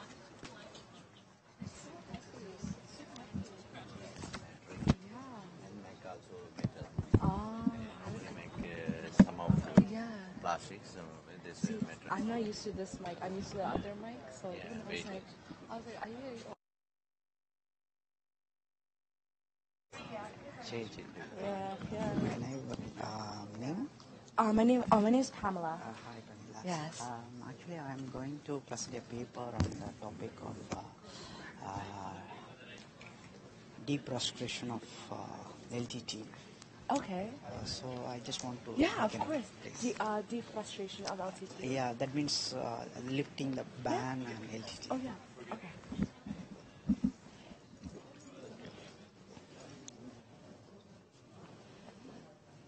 Hi, this is Dr. Ira Ilambaradi. He is a senior researcher in the Department of Criminology at the University of Madras, India. His area of research is forced migration and refugee studies. He is currently working on exploring durable solutions for the Sri Lankan Tamil refugees in India. He is actively involved in the activities in support of Tamil nationhood and rebuilding the Tamil nation. He is a human rights defender and relentlessly works for Sri Lankan war victims. Thank you for coming today. I would like to first start with asking you what you feel about the conference thus far. Vanakkam. நான் தமிழ் உறவுகளுக்கு தமிழில் எனது பதிலை கூறினால் மிகவும் வசதியாக இருக்கும் என்பதற்காக தமிழில் உங்களுக்கு பதில் இருக்க விரும்புகின்றேன். எனது நோக்கத்தை பற்றி கேட்கின்றீர்கள். எதற்காக நான் இந்த நிகழ்விலே கலந்து கொண்டிருக்கின்றேன் என்றால், இன்றைய சூழ்நிலையிலே போருக்கு பின் மீண்டும் எந்த வகையிலே நாம் ஈழத்தில் நடந்த அந்த இன அழிப்பை நாம் உலக நாடுகளுக்கு முன் நிலைநிறுத்துவது, ஐக்கிய நாடுகள் சபையிலே நடந்தது ஒரு இனக்கொலைதான், இன அழிப்புதான் என்பதை அது மட்டும்தான் நமக்கு கிடைத்திருக்கும் ஒரே கடைசி வாய்ப்பாக நமது கண்முன்னே தெரிவதால் இந்த நிகழ்விலே நான் இந்தியாவிலிருந்து வந்து கலந்து கொண்டிருக்கின்றேன். மேற்கொண்டு உங்களோட கேள்விகளை தொடரும். Okay, and நீங்க வந்து இப்ப வேலை செய்து கொண்டிருக்கீங்க. நீங்க வந்து migration and refugee studies கூட வந்து அந்த human rights defender நீங்க வேலை செய்றீங்க. நீங்க இப்ப பேப்பரும் எழுதி வச்சிருக்கீங்க about the human rights issues in Sri Lanka. நீங்க வந்து அதை பற்றி கொஞ்சம் பார்த்து சொல்றீங்களா? உலகம் எங்கும் இருக்கும் தமிழீழ உறவுகளுக்கு நான் சில தகவல்களை பகிர்ந்து கொள்ள விரும்புகின்றேன். இந்தியாவில், அதுவும் தமிழ்நாட்டில் ஏறக்குறைய 63,000 தமிழீழ உறவுகள் தடுத்து வைக்கப்பட்டிருக்கின்றார்கள் அகதிகள் முகாமிலே, அகதிகள் என்ற பெயரிலே. ஆனால் உண்மையிலேயே இந்தியாவில் அகதிகளுக்கென்று ஒரு தனி சட்டம் இல்லை. அவர்கள் எல்லாம் வெளிநாட்டவர்களுக்குரிய அந்த ஃபாரினர்ஸ் ஆக்ட் என்ற சட்டத்தின் கீழ் தான் அவர்கள் வைக்கப்பட்டிருக்கின்றார்கள். அவர்களது நிலைமை மிகவும் பரிதாபத்திற்குரிய ஒரு நிலைமையில இருக்கின்றது. அவர்கள் எந்த மனித உரிமைகளையும் அவர்களால் பெற முடியவில்லை. இந்த அரசாங்கத்திடமிருந்து உதவிகளை பெறுகின்றார்களே தவிர உரிமைகளை பெற இயலவில்லை. அந்த வகையிலே அவர்களது உரிமைக்காகவும் மனித உரிமைக்காகவும் நாங்கள் தொடர்ந்து எங்களது ஆய்வை அதை நோக்கி நகர்த்து கொண்டிருக்கின்றோம். அவர்களுக்கும் சேர்த்து ஒரு நிரந்தர தீர்வாக அவர்கள் எல்லோரும் தமிழீழம் என்ற ஒரு தனி நாடு தமக்கு கிடைக்கும், அங்கே சுய கௌரவத்துடன் தாம் வாழலாம் என்ற கனவிலே இருந்தவர்கள் இப்பொழுது ஒரு நாடற்றவர்களாக இருக்கும் நிலையிலே அவர்களை பற்றிய எங்களது ஆய்வை மேற்கொள்கின்றோம். அவர்களது மனித உரிமைகளுக்காகவும் போராடுகின்றோம். மேலும் இந்த வகையிலே நாம் இந்திய அரசாங்கத்தின் பார்வையை மாற்ற வேண்டும். பொதுவாக உலகமெங்கு இருக்கும் தமிழீழ உறவுகள் இந்தியாவை ஒட்டுமொத்தமாக ஒரு எதிரியாக பார்க்கும் சூழல் இருக்கின்றது. நான் கூறும் அந்த வேளையிலே நான் முதலில் ஒரு தமிழனாக பார்க்கப்பட்டு பிறகு நான் ஒரு இந்தியனாக பார்க்கப்பட வேண்டும் என்று நான் நினைக்கின்றேன். ஆனால் பார்வையை வென்று முதலில் நான் இந்தியனாக பார்க்கப்பட்டு அதிலே எனது தமிழ் உணர்வுகள் அந்த கண்ணாடி வழியாக நான் பார்க்கப்படுகின்றேன். ஸோ ஆகையால் இப்போ எங்களது முயற்சி என்னவென்று இருக்கின்றது என்றால், இந்திய நாட்டின் பார்வையை மாற்ற வேண்டும். இலங்கை தமிழ் பிரச்சனையிலே அங்கே இருக்கும் அரசியல்வாதிகளுக்கும் அங்கே இருக்கின்ற அதிகாரிகளுக்கும் உண்மையிலே இந்த பிரச்சனை முழு வடிவத்தையும் புரிய வைத்து இன்றைய சூழ்நிலையில் நடந்தது ஒரு இன அழிப்பு தான் என்பதை நிறுவி இனிமேல் வரும் காலங்களில் இந்தியாவின் நிலைப்பாடு எப்படி ஆரம்ப காலத்திலே தமிழீழ உரிமைகளுக்காக இந்தியா தனது ஆதரவை கொடுத்ததோ, எப்படி அதை ஒரு தார்மீக போராட்டமாக அங்கீகரித்ததோ, அதே போன்ற நிலைமை மறுமுறையும் மனித உரிமைகள் அடிப்படையில் எழுப்பப்பட்டு அந்த முன்னெடுப்பை இந்தியா செய்ய வேண்டும், அதை மற்ற நாடுகள் பின்பற்ற வேண்டும் என்ற வகையிலே எங்களது வேலைகள் அமைந்திருக்கின்றது. நன்றி. மற்றது இங்க உலகத்தில் இருக்கிற மாணவர் இளையோர் அமைப்புகள் இளையோர் அமைப்புகள் இருக்குது. உலகம் முழுக்க இங்கிலாந்து, கனடா, இந்தியா, US எல்லா நாடுலையும் எப்படி நாங்க எங்களோட இளையோர் அமைப்புகள் மாணவர் எல்லாரையுமே இந்த கான்ஃபரன்ஸ் இதழக்குள்ள கொண்டு வந்து எங்களை செமினாருக்கு கொண்டு வந்து பார்ட்டிசிபேட் பண்ணி அப்படி எங்களோட தமிழ் ஸ்ட்ரகிள படிச்சு அண்டர்ஸ்டாண்ட் பண்ணக்கு உங்களை கொஞ்சம் பார்த்து சொல்லுங்க. இந்த கேள்வியை தந்தமைக்காக உங்களுக்கு நான் நன்றி கூறுகின்றேன். ஏனென்றால் நமது தார்மீக கடமைகளில் ஒன்றாக இருப்பது அடுத்த தலைமுறைக்கு நமது போராட்ட வரலாற்றை, நமது உரிமை மீட்பு போராட்டத்தை முழுமையாக புரிய வைக்க வேண்டும். அதற்கு இளைய தலைமுறை வரலாற்றை முழுமையாக ஆராய்ந்து படிக்க வேண்டும்.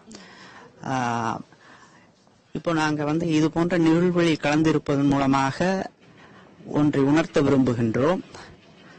அதாவது நமது தமிழ் மக்கள் உலகம் முழுக்க இன்று அடுத்த தலைமுறை, படித்த தலைமுறை வந்துவிட்டது. அந்தந்த நாட்டு குடிமகன்களாக அவர்கள் இருக்கின்றார்கள்.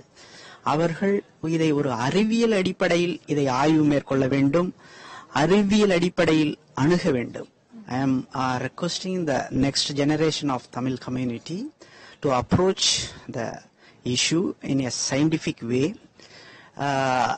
and find a durable solution for Tamil's rights and Tamil nationhood and other thing. அந்த வகையிலே முக்கியமாக எனது தலைப்பில் நான் எதை பற்றி உரையாற்ற, எதை பற்றி நான் இந்த நிகழ்விலே எனது பங்களிப்பை வழங்க இருக்கின்றேன் என்றால், இது போன்ற ஒரு தமிழ் தேசியம் என்ற நமது இலக்கிற்கு தடையாக இருப்பது போராட்ட இயக்கமான நமது தமிழீழ விடுதலை புலிகள் இயக்கம் தடை செய்யப்பட்ட ஒரு பயங்கரவாத இயக்கமாக உலக நாடுகள் அறிவித்திருக்கின்றது. அது நமது தார்மீக உரிமைகளை சட்டப்படி நாம் ஒரு பன்னாட்டு அமைப்புகளுக்கு முன் நாம் எடுத்துச் செல்ல நம்மால் முடியவில்லை. அந்த தடையை நீக்க நாம் ஒரு படித்த ஒரு லாபின்னு சொல்லுவாங்க, அந்த கொள்கை வகுப்பாளர்களை கொண்ட ஒரு அமைப்பை ஏற்படுத்தி எல்லா நாடுகளிலும் நாம் அது ஒரு விடுதலை போராட்டம், அதற்காக போராடியவர்கள் விடுதலை புலிகள், விடுதலை போராளிகள் என்பதை நிறுவி they are not terrorists, they are freedom fighters என்பதை நாம் நிறுவ வேண்டும். அதற்காக நாம் எல்லா வகையிலையும் நமது போராட்ட வடிவங்களை முன்னெடுத்து நாம் இலக்கை அடைய வேண்டும்.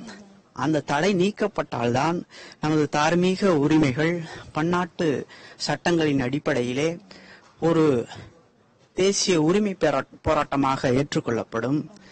அதை நாம் வடிவாக நாம் கடந்த காலங்களிலே மேற்கொள்ளாததினால் இந்த சரிவை, இந்த ஒரு பின்னடைவை 2009 நாம் அடைந்திருக்கின்றோம்.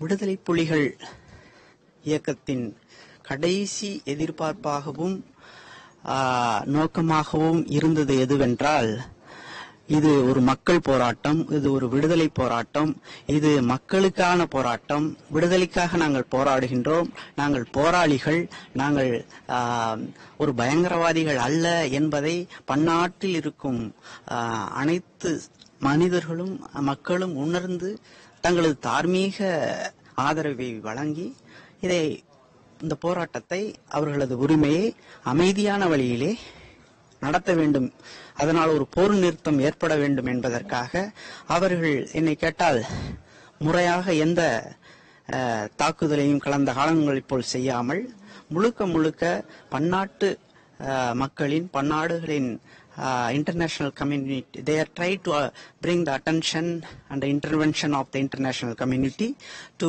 intervene into the war, and they want a peaceful resolution for that solution. அதுதான் அவர்களது இறுதியான நோக்கமாக இருந்தது. ஆனால் இலங்கை சிங்கள அரசாங்கத்தால் அது ஒரு முழுமையான பயங்கரவாத அமைப்பாக அறிவிக்கப்பட்டு அதற்கான பிரச்சாரம் முழுமையான அளவில் செலவிடப்பட்டு பல நாடுகளும் அதை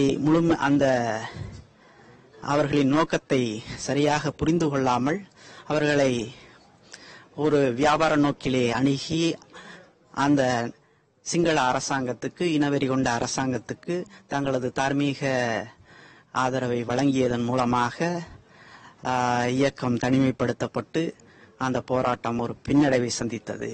ஆனால் அடுத்த இளைய தலைமுறை அதை முழுமையாக புரிந்து கொண்டு அவர்கள் எங்கு விட்டார்களோ, தமிழீழ தேசிய தலைவர் தமது மாவீரர் நாள் உரையிலே குறிப்பிடுவது போல அந்த கனவை அவர் அடுத்த தலைமுறையிடம் தந்துவிட்டு போயிருக்கிறார். அதை நாம் நிறைவேற்ற வேண்டியது நமது கடமை.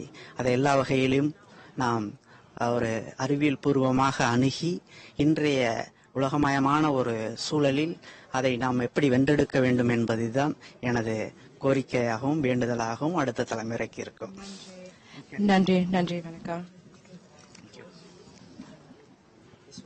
Yeah, perfect, Uncle. Thank you. Velana, and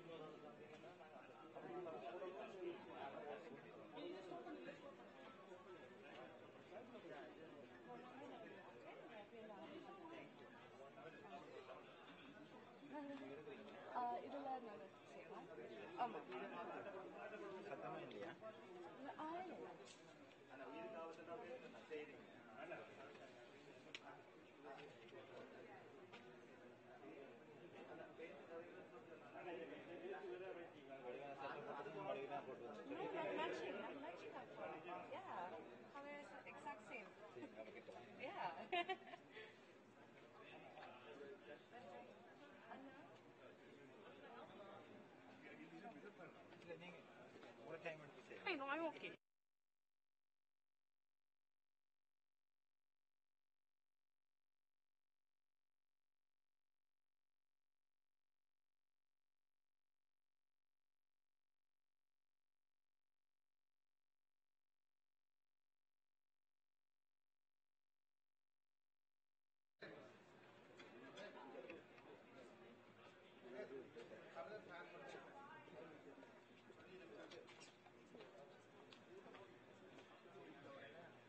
Yeah. Okay, Doctor ready. வணக்கம் நாங்கள் இன்னைக்கு Second International Conference on Tamil Nationhood and Genocide நிற்கிறோம். நாங்கள் வந்து இப்போ டாக்டர் வரதராஜா கூப்பிட்டு வச்சிருக்கோம். டாக்டர் வரதராஜா உங்களோட ஒர்க்கை பற்றி கொஞ்சம் சொல்லுங்கள். வணக்கம்.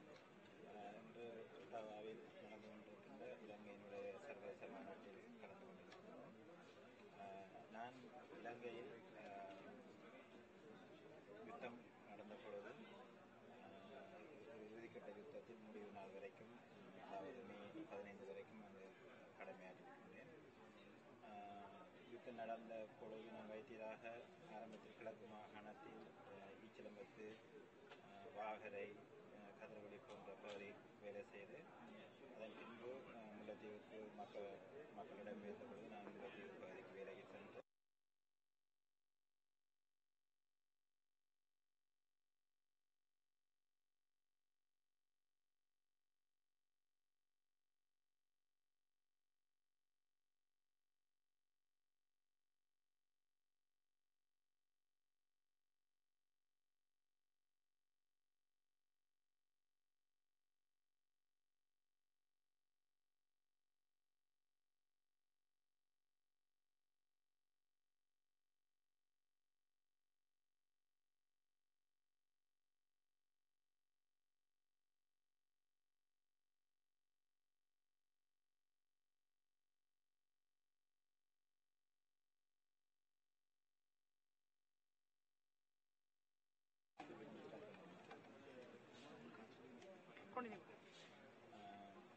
மிகவும் சொற்ப அளவிலான வைத்தியர்களும் வைத்தியசாலை ஊழியர்களும் கடமையில் செய்திருந்தார்கள். மிகவும் ஆபத்து நிறைந்த கட்டணங்களும் கூட தங்களுடைய உயிரை கூட கொடுத்தார்கள். பல நூற்றுக்கணக்கான தொண்டர்களும் ஊழியர்களும் தங்களுடைய அர்ப்பணிப்பான சேவையை வழங்கி மக்களுக்கு தங்களுடைய உயிரை காப்பாற்றுவதற்கு முயற்சி செய்திருந்தார்கள். யுத்தம் இறுதி நாள் அடைந்த பொழுது நான் காயமடைந்து நாங்கள் என்னுடைய வைத்தியசாலை அதன் நண்பர்களும் இராணுவத்தினுடைய பகுதிக்கு சென்றோம். அதன் பின்பு எங்களை 4 மாதங்கள் 5 வைத்தியர்களை சிறப்பித்திருந்தார்கள். 4ஆம் மாடியில் 4 மாதங்கள். அதன் பின்பு 4ஆம் மாடியில் இருந்து விடுதலையாகி வந்தோம். தற்பொழுது அமெரிக்காவில் அரசியல் நடந்து நன்றி உங்களோட வேலைக்கு. நீங்கள் மாணவர் இளையோர் அமைப்புகள், உலகத்தில் இருக்கிற அமைப்புகள் எல்லாருக்கும் நீங்கள் என்ன சொல்ல விரும்புகிறீங்கள்? அவங்க இந்த கான்ஃபரன்ஸில் வந்து இப்படி இன்னும் 10 வருஷத்தில் என்ன சொல்லிக்கிற ஒரு கான்ஃபரன்ஸ் வச்சுருக்காங்க. நாங்கள் எப்படி இளையோரை எல்லாரையுமே இப்படி கான்ஃபரன்ஸுக்கு கொண்டு வந்து பார்ட்டிசிபேட் பண்ணி அங்கே ஸ்ட்ரகிள்ஸை முன்னேற்ற கொண்டு வந்து எப்படி நாங்கள் வந்து எல்லாருமே தமிழ் ஸ்ட்ரகிளை கொண்டு வரக்கு சொல்லுங்க. ஆரம்பத்தில் எங்களுடைய தமிழ் மக்களுடைய பிரச்சனையை பார்த்தால் இந்த பிரச்சனை ஒரு 10 வருடமோ 15 வருடங்களுக்கு உட்பட்டதாக இருக்கவில்லை. கிட்டத்தட்ட 40-50 வருடங்களுக்கு முன்பாகவே இந்த தமிழ் மக்களுக்குடைய உரிய பிரச்சனை ஆரம்பமானது. அதன் ஆரம்ப கட்டத்தில் தமிழ் அரசியல் தலைவர்கள் வன்முறையற்ற விதத்தில் அகிம்சை வழியில் தமிழ் மக்களுக்குரிய பொருத்தமான தீர்வை பெற்றுக் கொடுப்பதற்காக பல ஆண்டுகளாக முயற்சி செய்தார்கள். ஆயுதமற்ற வழியில் அகிம்சை வழியில் அவர்கள் போராடினாலும் கூட இலங்கை அரசாங்கம், சிங்கள அரசாங்கம் அவர்களை ஆயுதம் கொண்டும் அடக்குமுறை மூலம் தமிழ் மக்களுக்குரிய தீர்வை வழங்க முடியாது என்ற ஒரு கட்டத்துக்கு தமிழ் மக்களை தள்ளியிருந்தார்கள். அப்பொழுது கூட அவர்கள் ஒரு அடக்குமுறையிலான தமிழ் மக்கள் மீது ஒரு யுத்தத்தை பிரயோகப்படுத்தினாலும் ஒரு அழுத்தத்தை ஏற்படுத்தினாலும் தமிழ் அரசியல் தலைவர்கள் தொடர்ந்தும் அகிம்சை வழியிலே போராடி தமிழ் மக்களுக்கான ஒரு தீர்வை பெற்றுக் கொடுக்க முன்வந்து கொண்டிருந்தார்கள். ஆனால் சிங்கள அரசாங்கம் கலவரங்களை ஏற்படுத்தியும் அந்த அகிம்சை வழியான போராட்டங்களை நசுக்கியும் அப்பாவி பொதுமக்களையும் அவர்களுடைய சொத்துக்களை முடக்கியும் வீசாசார கல்வி முறை என்பதை புகுத்தி தமிழ் மாணவர்களுடைய உயர்கல்வி தொழில் வாய்ப்பு என்பதை பறித்தும் பல அட்டூழியங்களை புரிந்து கொண்டிருந்தார்கள். அதன் ஒரு கட்டத்தில் அகிம்சை வழியை தொடர்ந்து போராட முடியாத என்ற நிலைக்கு தமிழ் மக்கள் தள்ளப்பட்ட பின்பு தமிழ் இளைஞர்கள் ஆயுதம் ஏந்த வேண்டிய நிலை ஏற்பட்டது. அப்ப ஒவ்வொரு கட்டத்திலும் இளைஞர்கள் கையில இந்த தமிழ் மக்களுடைய பிரச்சனை சென்று கொண்டே இருந்தது. தொடர்ந்து அதுவும் தொடர்ச்சியாக இளைஞர்கள் ஆயுதமேந்தி அமைப்புகளுடன் போராடி தமிழுடைய விடுதலை புலிகளுடன் இணைந்து தமிழ் மக்களுக்கு ஒரு விடுதலை பெற்றுக் கொடுப்பதற்காக கடுமையாக போராடி கொண்டிருந்தார்கள். பல ஆயிரக்கணக்கான இளைஞர்கள் தங்களுடைய உயிரை தியாகம் செய்து தமிழ் மக்களுக்காக போராடினார்கள். இப்பொழுது அந்த போராட்டம் முடிக்கப்பட்டதாக சொல்லப்பட்டாலும் இன்னும் இந்த தமிழ் மக்களுடைய பிரச்சனை இந்த வருஷமோ இல்ல வருஷமோ தீர்க்கப்படாது. சில ஆண்டுகள் எடுக்க 5 வருஷமோ 10 வருஷமோ செல்லக்கூடும். அப்படி செல்லுகின்ற பொழுது வருகின்ற இளம் சமுதாயத்தை தான் இந்த பிரச்சனை போக வேணும். அதில் ஒரு துரதிர்ஷ்டவசமான ஒரு சம்பவம் நடக்குது என்னன்னா, இப்ப இருக்கிற இளம் சமுதாயத்துக்கு இலங்கை மக்களுடைய தமிழ் மக்களுடைய பிரச்சனை தெளிவாக தெரியாது.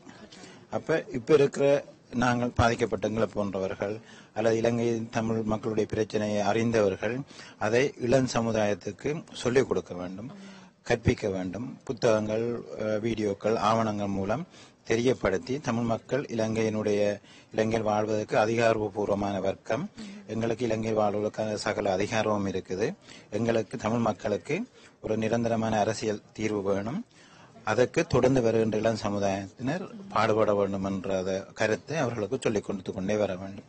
அதன் பின்பு நாங்கள் இல்லாத காலம் வந்தால் கூட அல்ல எங்களுக்கு இது நடந்தாலும் கூட இந்த தமிழ் மக்களுக்குரிய அரசியல் தீர்வை பெற்றுக் கொடுப்பதற்கு இளைஞர்கள், மாணவர்கள் முன்வருவார்கள்.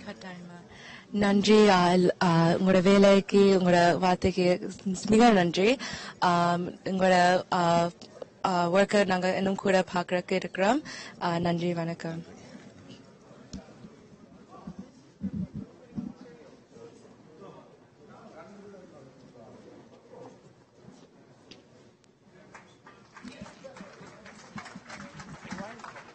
One more question. Roshi.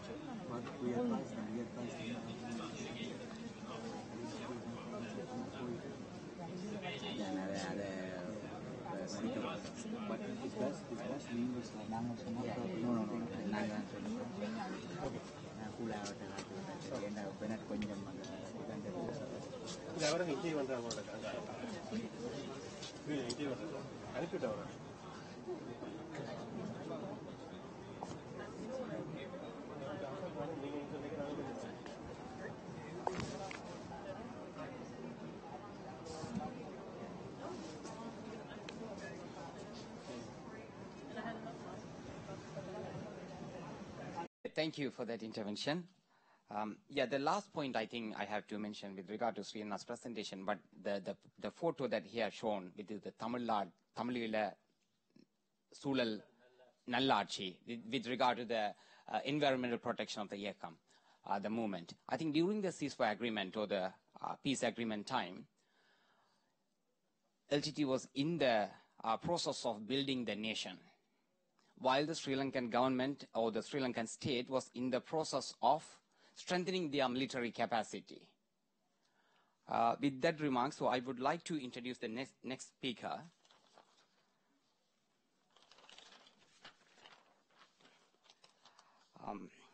So the next topic will be Crisis in Tamil Medium Education in Sri Lanka, a review, which will be delivered by Dr. Edirveera Singham. He's most well known as a twice Olympian when he represented Ceylon in high jump and winning gold at the Asian Games in 1958 with a new record. And today, Today he will be speaking today about his extensive work with the the school system in the Tamil homeland. Thank you.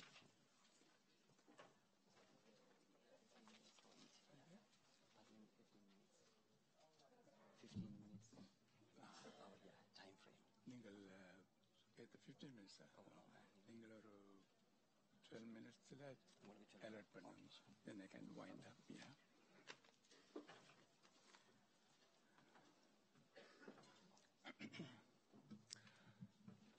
வணக்கம் எல்லாருக்கும். Thank you.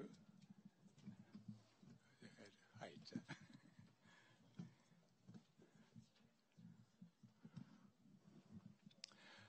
Thank you.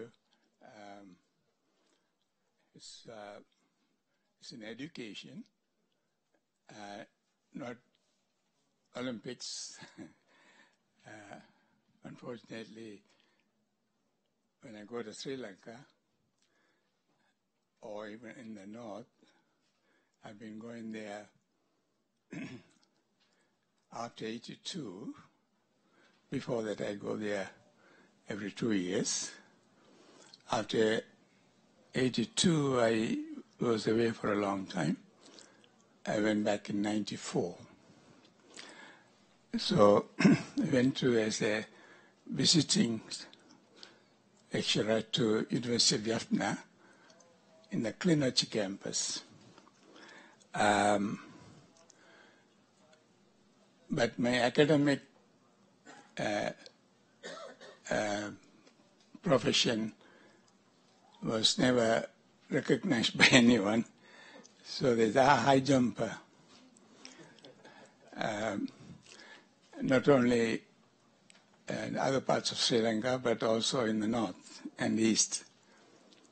And LTT staff, when I went there, their problem was, why is he here?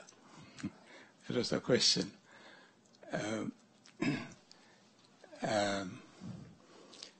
But they got used to me. But still, as a high jumper. So that tag and reputation stayed with me. So when I was appointed as consultant to the Northeast when they were together, it was in sports, not education. But I did education work too. Just a question on that. Professor Boyle referred the LTT operated a de facto administration. Rudra and I used to discuss this, but actually theirs was a de jure administration because Sri Lanka occupied the north and east. Most of you may know, but the younger generation won't know, that in 1948, when the British decided to have the Constitution and independence, we were under the occupation of the British, before that Dutch, and before that Portuguese. So British, when they left, they wanted to put us together.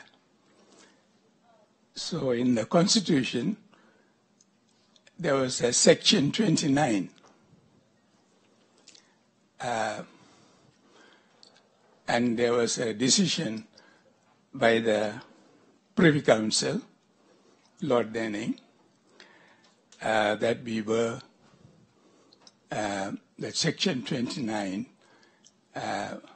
was the covenant under which the Tamils and the Sinhalese joined together. Professor Pires, I'll just quote that only, Professor Pires, he was Minister of Constitutional Affairs under Chandrika. He said, published in the Daily News, a constitutional safeguard was provided for the minorities by Article 29, Section 2 of the Salisbury Constitution. It prevented Parliament from conferring benefits on the majority community and imposing disabilities on the minorities.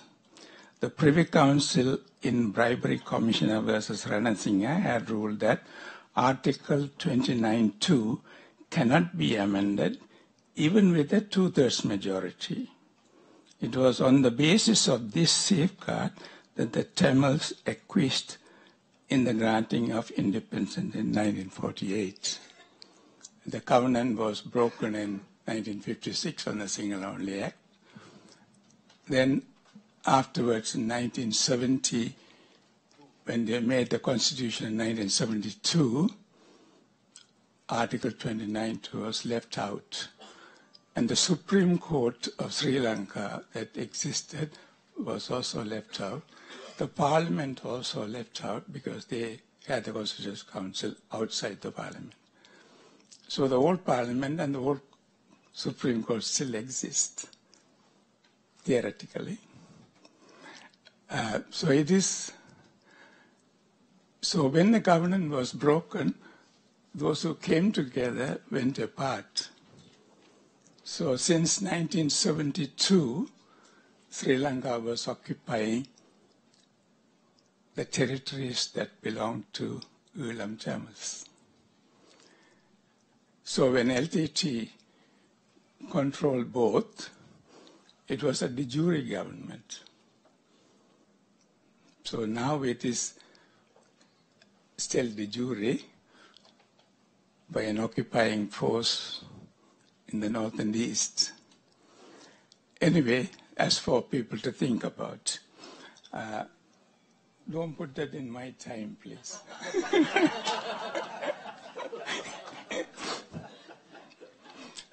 Education.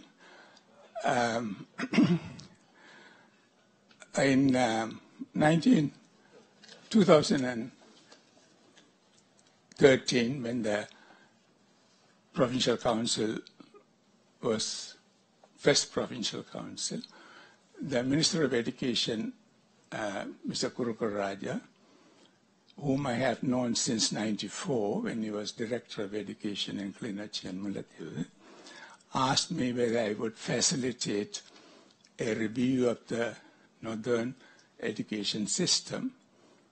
This is the review.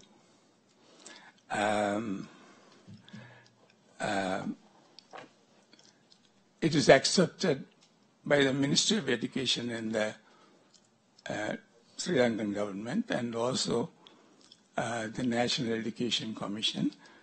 Some of the recommendations which applies to the whole country is being implemented starting from January of this year. Now, that review has chapters on, one chapter on the whole of Sri Lanka, and the rest of the chapters were about the north. Now, going to the, you see the names of those people who are not with us anymore. Joseph Parajasingham, Sivaram, Kumar Jayalat, he was a Sinhalese Minister of Reconstruction. And then Professor Manoharan. Professor Manoharan has a book on the colonization of the East. His topic was on that one. And this is in memory of them. I appreciate all of them, and I have known them very well.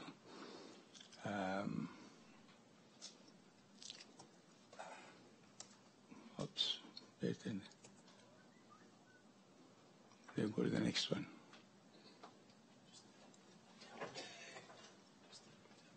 Oh, thank you.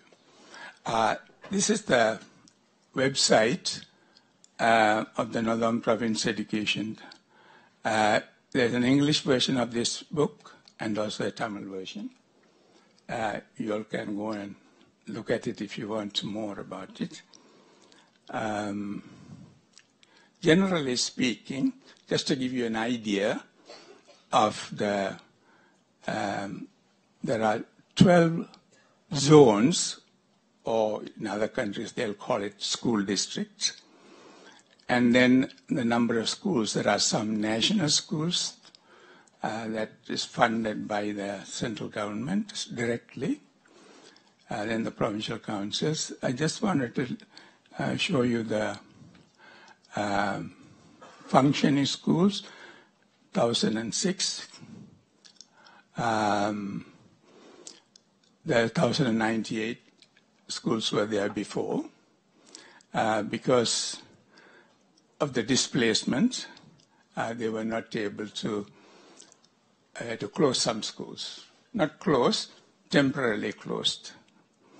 Out of the schools that are existing, there are many who are only 50 students or 100 students or 200 students. There are about 50 schools like that. So one has to decide what to do with them. Here's a total number of students, 381,000, almost 382,000. In the eastern province, there are more schools and also more students. Then in the Malayalam, there are many schools. Altogether, in the Tamil medium schools, there are 3,190 Tamil medium schools in the whole country. So our concern is with them. The Sinhala medium schools are the other one. There are also some English medium schools. One of the problems we have is the whole country too. There are teacher certificates that are students after their 12 or 13 years of study, they go to 2 years of teacher education courses and then go to teach in the primary schools. In the primary schools, you have to teach, the teacher teaches all the subjects. So actually, they are not qualified to teach all subjects. So some of them are also teaching in the secondary schools. Then there's the College of Education, there's 3-year students. And the number of graduates are very small. So that's another problem nationally. This is in the northern province. Here again, teacher certificates in blue. 50% of them are teacher certificate. There are volunteer teachers. They don't have any qualification except they went to secondary school. 8%, those are all political appointments. Premadasa started it. Then all our people also used that opportunity to get votes. They give, where do they go? Go and teach. So it's a dumping ground for political problems. That's another problem we have to deal with.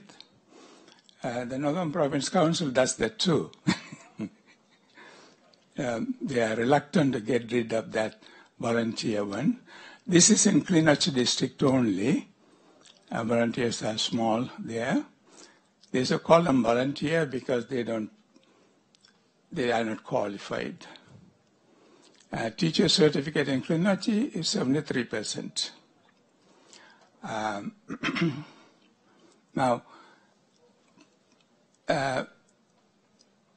Now the GCE those who are qualified to go for GCE O-level, General Certificate of Education, you can see that the percentage, Northern Province is leading. Then you will see the provincially, this is sort of nationally. Then if you go to the 99 school district or zonal directorate, and if you can look at it, I hope it is big enough. Eastern Province and Benny area, that's the rural areas of the Northern Province, are at the bottom 25 or so. And but Jaffna is on the 34th position. And Tenmarachi, within the Jaffna zone and Tenmarachi zone, they are in the 67%. All the other zones are below it. So we have a problem of inequality in opportunities for education.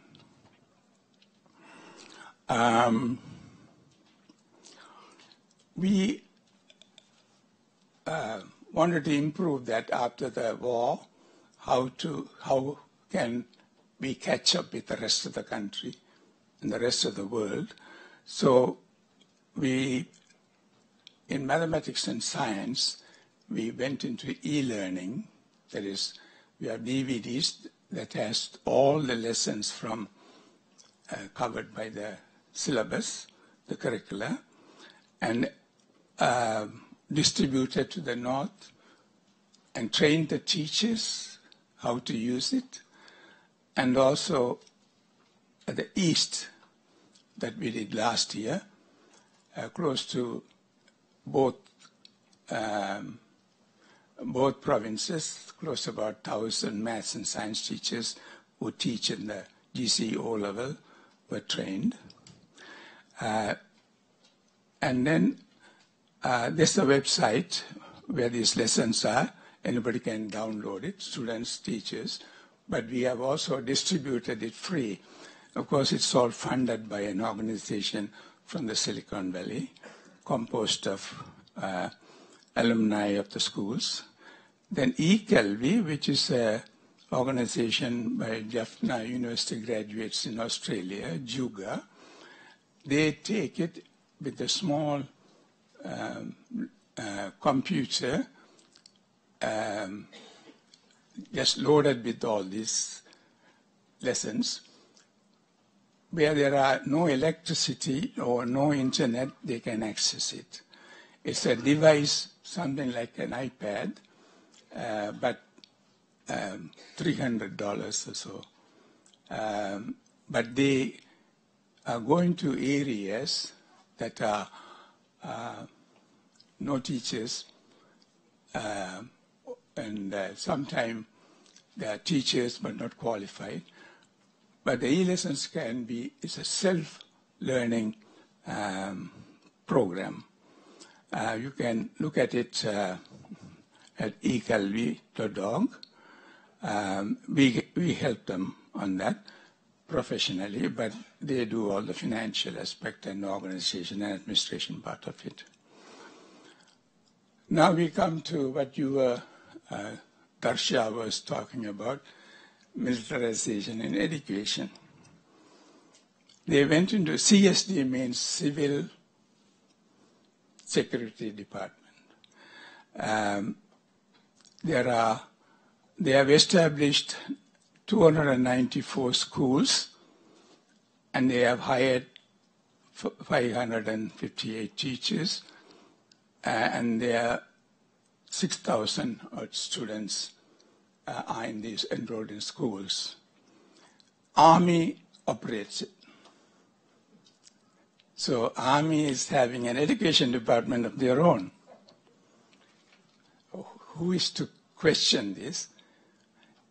The teachers are paid 30 to 35,000, but the government's preschool teachers are paid 6,000 rupees. And these teachers are trained on other matters.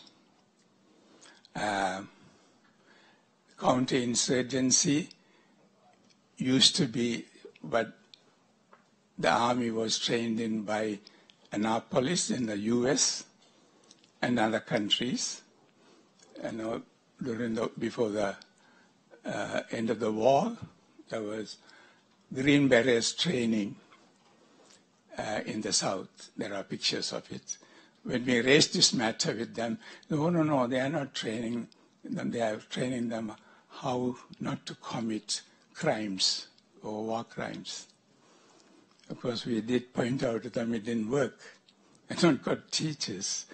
So it's now, like Darshan described, I have come across that. And that's a very serious problem that we have to address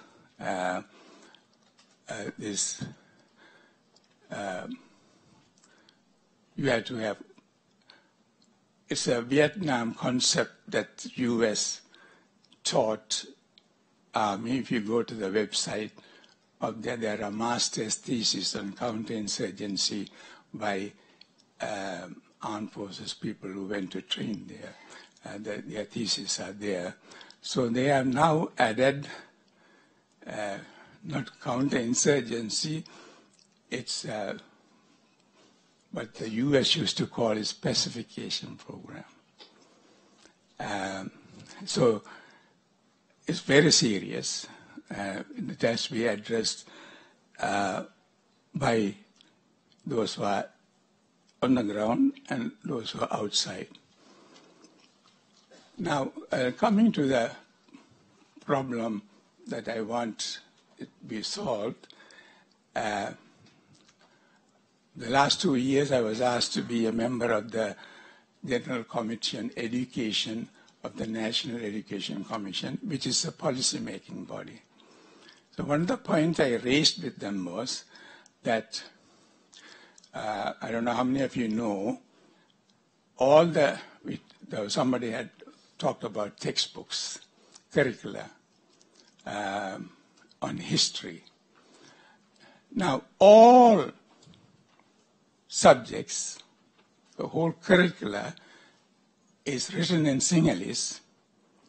All textbooks, not just the history textbook, all textbooks are written in Sinhala and then translated into Tamil.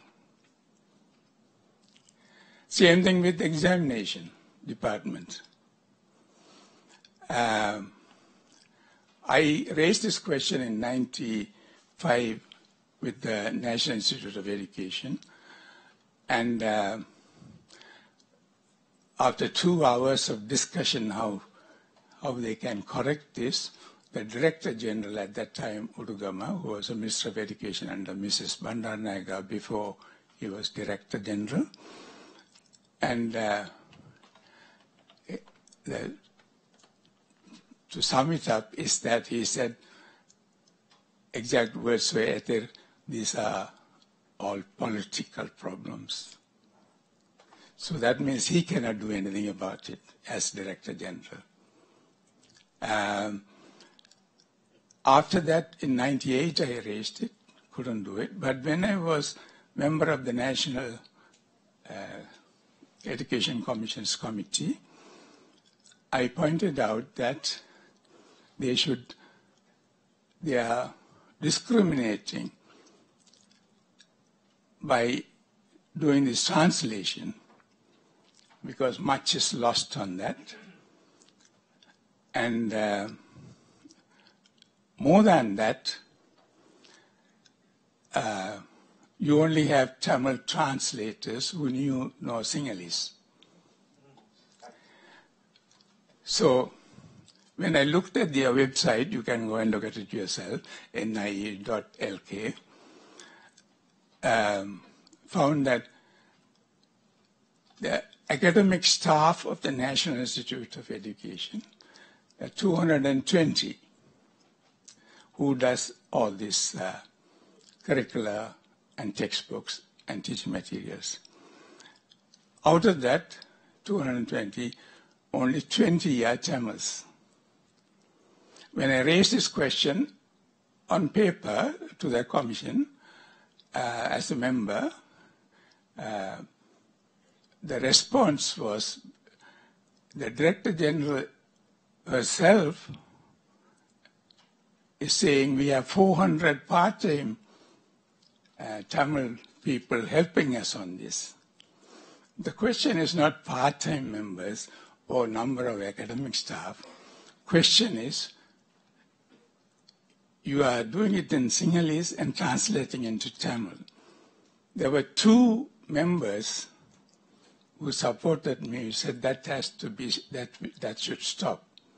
Only way to stop is you appoint another 180 as Tamil academic staff to their various departments to write it in Tamil, and the Sinhalese version you write it in Sinhalese, then have a committee together to make sure they are equal.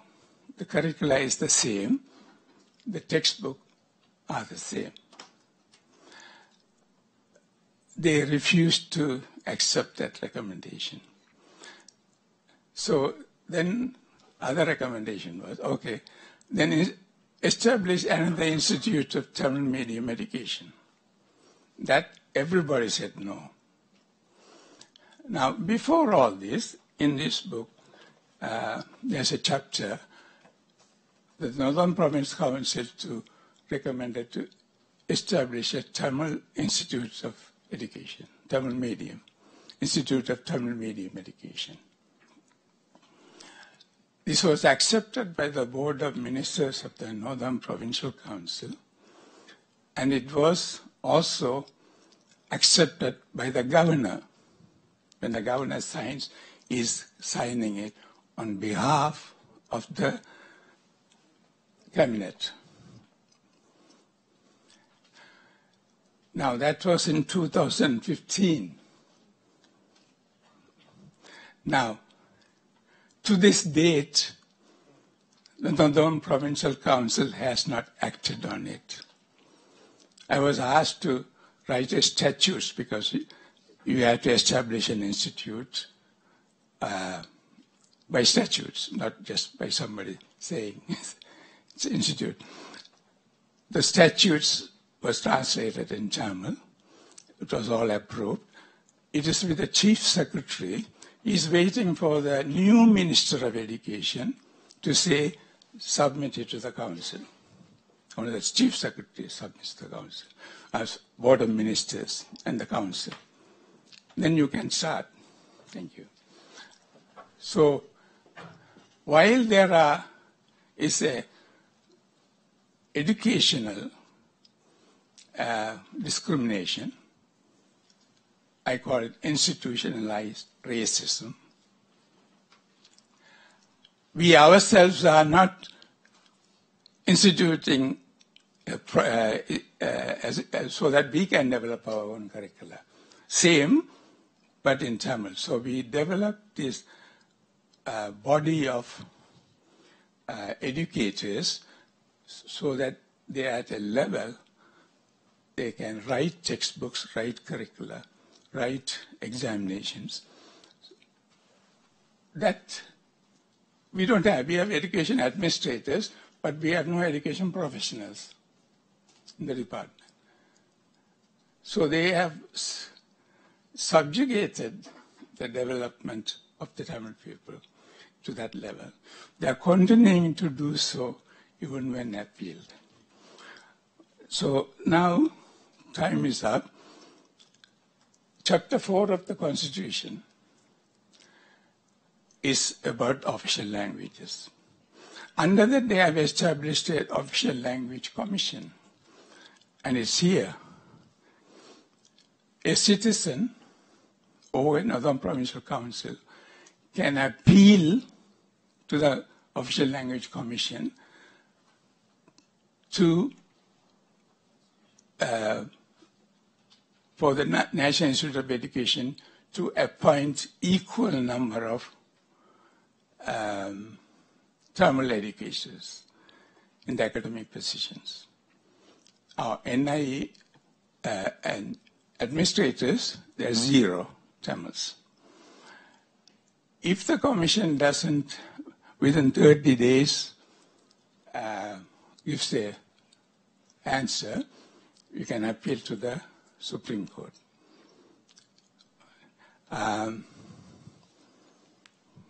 This is about the military operator.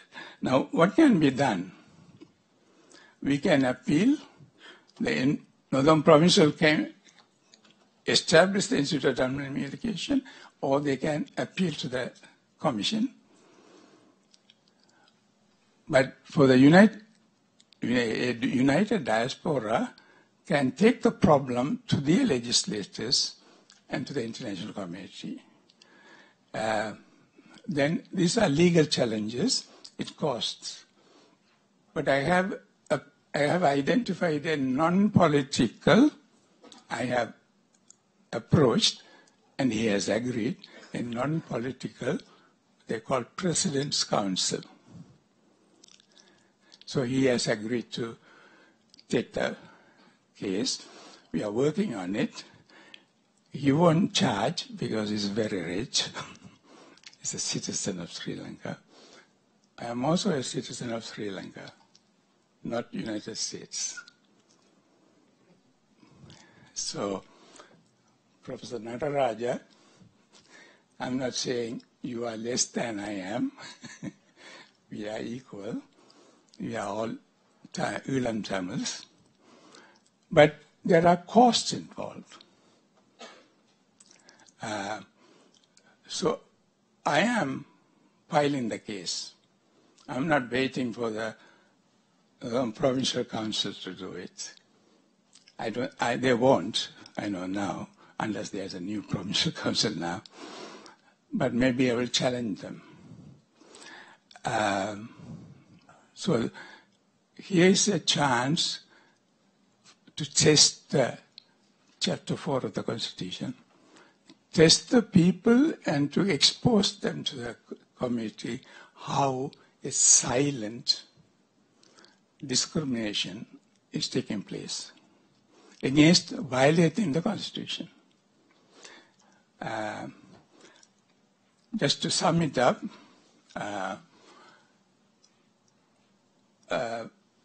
we need to establish our own institutes. Guru Bharan mentioned about parallel section. We don't need to call it parallel because parallel means you are relating to something else. I don't recognize that something else. So why do you want to call it parallel? You establish your own institution, own organizations, and operate it. In education, almost 90% of the powers are with the provincial councils. They don't exercise it. It is there.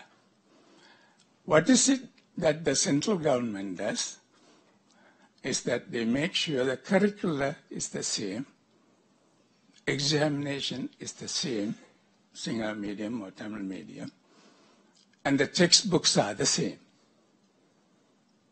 So we have no powers to write our own textbooks that way we like. But in history, we need to ask. Just to mention to you, I was asked by the National Education Commission to be in the 60-member history curricula Tamil. I said, I'm not a historian. I know Sri Lanka history, but I don't have that discipline. Would you take 2 people from the University of Jaffna who are in that discipline? They said yes, but they had to come on this date. Unfortunately, that date is the convocation ceremony of the University of Jaffna. And Professor Padmanabhan is the chancellor. They refused. I said, when you are ready to meet, you want a channel. There are about 60 Sinhalese historians in that committee. I was only one nominated. So I said, take these two people, and we'll make sure that the history is written in the textbook the way the facts are given. And for your information, you may know it, the history is only up to 1978. After 1978, schools are not taught what the history is. We can teach that history in the schools without the permission of the National Education people, or MOE. But it won't be in the O-level tests or A-level tests. Anyway, thank you very much for the extra time.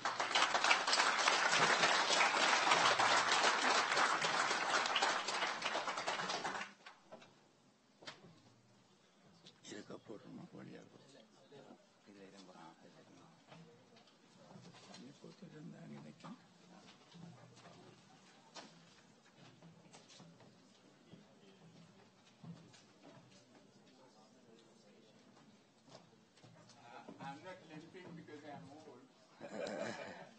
I'm limping because I injured my left knee trying to play golf like a 50-year-old.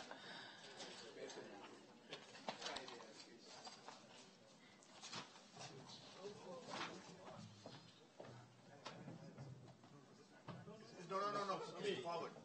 No.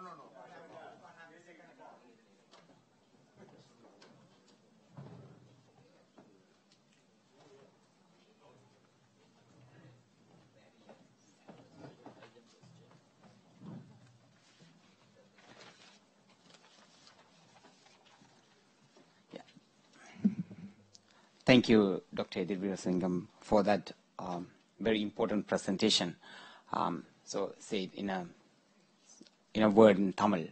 வரலாற்றை மாற்றி அமைப்பதனூடாக ஒரு தேசத்தை இல்லாதொழிக்கும் முயற்சியில் வரலாற்று ரீதியாக ஸ்ரீலங்கா ஈடுபட்டு வந்திருக்கின்றது என்பதனுடைய சாராம்சம் அது. So why the Sri Lankan state and the Sri Lankan military are collaborating and containing the Tamil education? I think if we revisit the history, because for the Tamil, one of the main assets for the Tamil nation's existence is education. And our education and language are interconnected. In 1956, they brought Sinhala Language Act. Through that, they targeted the Tamil language. And then in 1971, they brought the standardization in order to suppress the Tamil education emergence. And in 1974, they attacked and unleashed violence against the International Tamil Research Conference in Jaffna in 74. And then the largest public library in South Asia, Jaffna Public Library, was destroyed with over 90,000 books in 1981 May. So if we have a long history of Sri Lankan attack against the Tamil education, because more than us, maybe the enemy state know what is important for the existence of the Tamil nation. So with that remark, I would like to invite the next and last speaker of this session, Dr. Gnananesan, who will be speaking on Ulam Nation Building, an integrated framework for development of science and technology. Dr. Gnani is currently attached to the Public Health Ontario as a bioinformatics scientist and holds a status-only academic appointment with the University of Toronto. Gnani did his undergraduate degree in the University of Jaffna, his PhD from the University of Sussex, UK, and MSc in bioinformatics from the University of London. Gnani works with many organizations promoting Tamil nationhood and strive to advance education, economy, and social empowerment of Tamil brethren in collaboration like-minded entities. Thank you.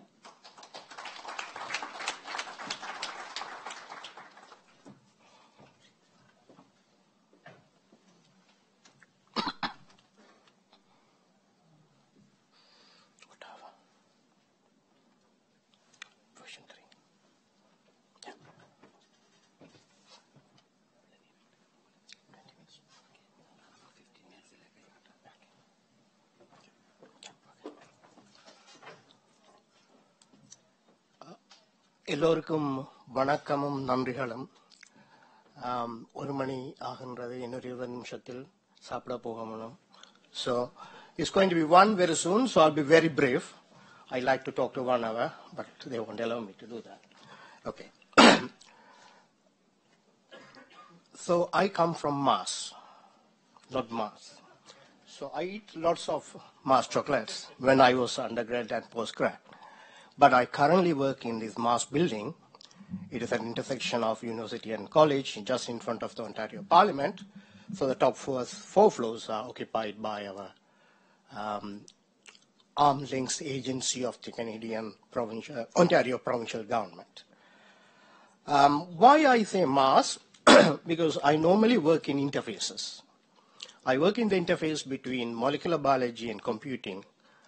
And today's presentation is also going to be in an interface between an academic and an activist. So whatever I am going to present today is a synthesis. It is not my primary research. Okay. It is economy stupid. We have heard this before. Who said this?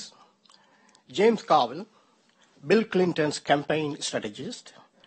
When Bill Clinton was standing for his first presidency, the economy was going bad, so the campaign was, it is economy stupid, nothing else. Have you heard this before somewhere else? Yes, our national leader has said this. சுயநிறைவான தன்னில் தானே தங்கி நிற்கும் பொருளாதார வாழ்வுடைய சமூகமாக எமது சமுதாயம் உருவாக வேண்டும் என்பதே எனது விருப்பம். What Honorable Velupilla Prabhakaran has said is, we strive for an economically self-reliant and self-sustaining society. So based on those principles, let's talk about the current economic situation and how we can improve our economic aspirations.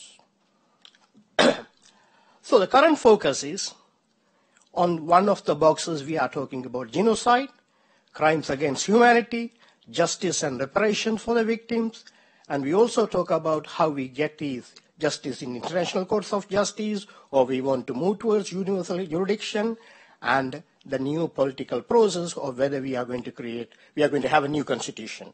All of these are interrelated, and we have talked about it yesterday and few speeches this morning. On the other hand, there are 3 R's and 1 D proposal which has been proposed and being implemented to some extent in the last 9 years. Rehabilitation, resettlement, reconstruction of all the war-affected people, and the development. Now, having said that, how far we have advanced on these topics is a very big question. So after 2009, most of us from the diaspora or even from our homeland, we had been advocating and doing short-term projects. Short-term means something less than 5 years, or slightly more than a medium-term project lasting for 10 years. So we are from 2009, we are on the 9th year, next year will be 10 years. These are very, very essential. சாப்பாடு இல்லாம ஒருத்தன் இருக்கலாம்.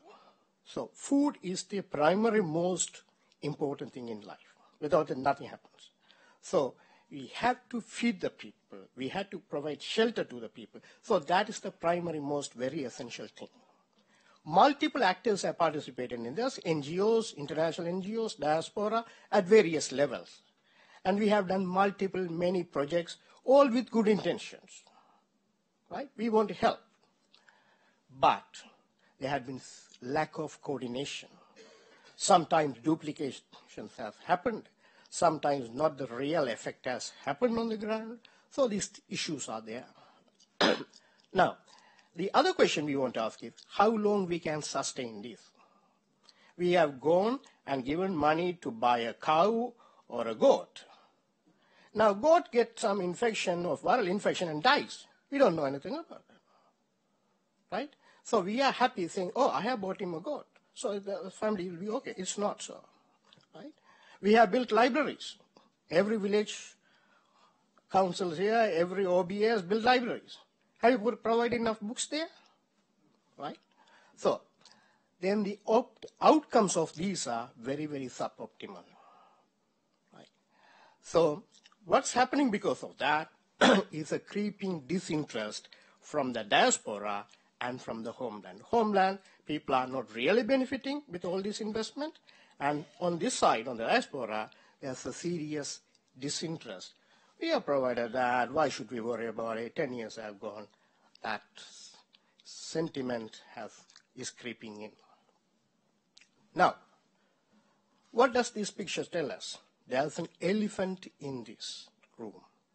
None of us are seeing it. Right? Now, I'm not a UNP card-carrying member.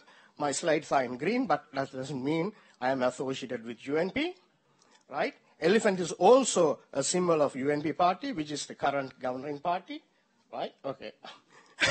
Or you. So, Sri Lankan state, very cleverly, we have seen in the presentation this morning, is doing colonization in a very, very subtle, not overt manner. Before the revolution, before this 1983, national liberation started in a fully blown pattern, the colonization was very, very open. They will bring people, just settle it. Now it doesn't happen like that. So they are, in a subtle way, they are giving employment, they are giving this benefit, that benefit, so the people are just coming and colonizing it. So there are a few examples. So after tsunami, all the international communities have funded lots of money, billions of dollars. And I don't want to talk about previous president putting that money into his personal bank account for 2 months. That's relevant. But some of the funding has been spent on Kurunagala, which is far, far away from the coast. Right? Similarly, in currently the Navakuli area, which is the small land strip which is connecting the peninsula with the mainland, and Vaunia, south and north regions, in Mullaitivu, and in Mannar and the whole of east, the western side of Eluvankara, is being colonized in a subtle manner. Even 50,000 houses given by the Indian government, funded by the Indian government, some of the thousands are being given to the people who are not being touched by this war. And we have seen this morning that how the government is making sure that Tamil people are being in a subservient population. We are dependent on the Sri Lankan government for our day-to-day living in northern east. How they do it? They monopolize the industry. We have seen that they are running schools. Why should an army run a school?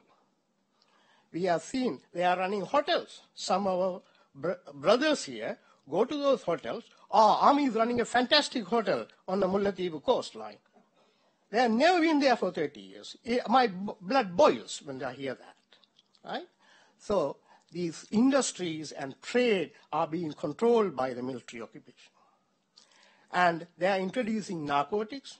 Have you heard about Kerala Kanjal, one of the narcotics, before 5 years ago? None of us have heard about that. Now, how come not a single person from India to Sri Lanka can take a boat and go to India or come back from India, but how come all these tons and tons of narcotics are landing on the northern coast? Who is behind this? Ava is one of the biggest youth gang or a criminal gang, or lumpens. Who created that? Ava means what in singular? We have arrived. We have arrived. We are going to show you who we are. That is the meaning. We are. Right? Ava. Right? And also, there have been regional, religious, caste issues are being rekindled again, which we haven't heard about this in the last 30 years. Now, having said that, very pessimistic situation. Do we have a vision to go against this? Yes, we do. We will have a Tamil Vision 2030. So what is that? So if we don't have a vision, what will happen? We will stay with the unitary government. We'll be assimilated. By 2030, there won't be a substantial Tamil population in northern east. The current MPs or the members of parliament will be reduced to few, less than 5. How this will, so that's the issue. That's one of the options. Doing nothing, going to assimilation. Second option, striving for a federal or quasi-federal state. Or, since genocide is well established, Tamil has been undergone genocide. Yesterday I heard Professor Boyle saying, we are eligible for a separate state. We should go for that. Or, this is something which is very controversial. In Tamil we call it Pesa Porul. Are we willing to take some sort of affiliation with India to safeguard our existence in northern east? It's a very difficult question. It's a very sensitive question, but just think about it. Now, the other topic I want to touch upon is there's a political activities and political movement going on at various levels. Then there's a development discourse going on at a level. So TNA's positions is, we are talking about political process, so we won't get involved in the development process. Now, Douglas Devananda or the National Party's discourse is, we are doing development, there's no political issues. But what we are trying to do, a hybrid model, both has to travel on multiple tracks, parallel tracks. So it is not either politics or development, but both. So to do that, we have to do a paradigm change here.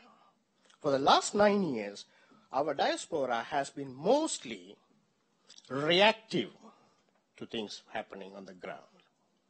When we see a news, we react. We are not proactive.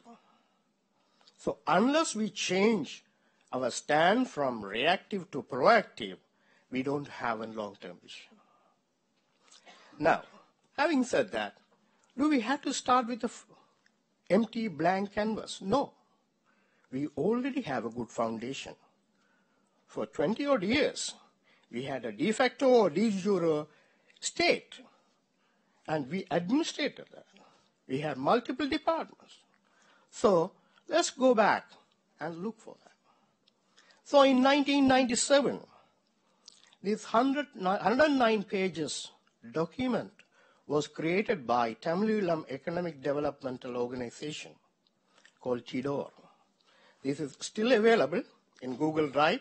All of you can freely download it, read through that, and it's in Tamil. Okay, so I will give you some brief slides on that. So that's the content page. What it talks about is major cities of Tamilulam, roads and railways and airports, electricity, Tamilulam communication, water supply and drainage part 1 and 2, and irrigation and water management, land use in Tamilulam, industries of Tamilulam. Mostly covered everything, whatever developmental aspects we have talked about yesterday and today. So, to briefly put it in a sort of a pyramid, so land. Professor Sri Skandra has talked about land issues. Water, secondary most important resource for us. Unless we find a way to have a good water management system, we'll be in big trouble. I'm not going to talk about it because I'm not an expert on that.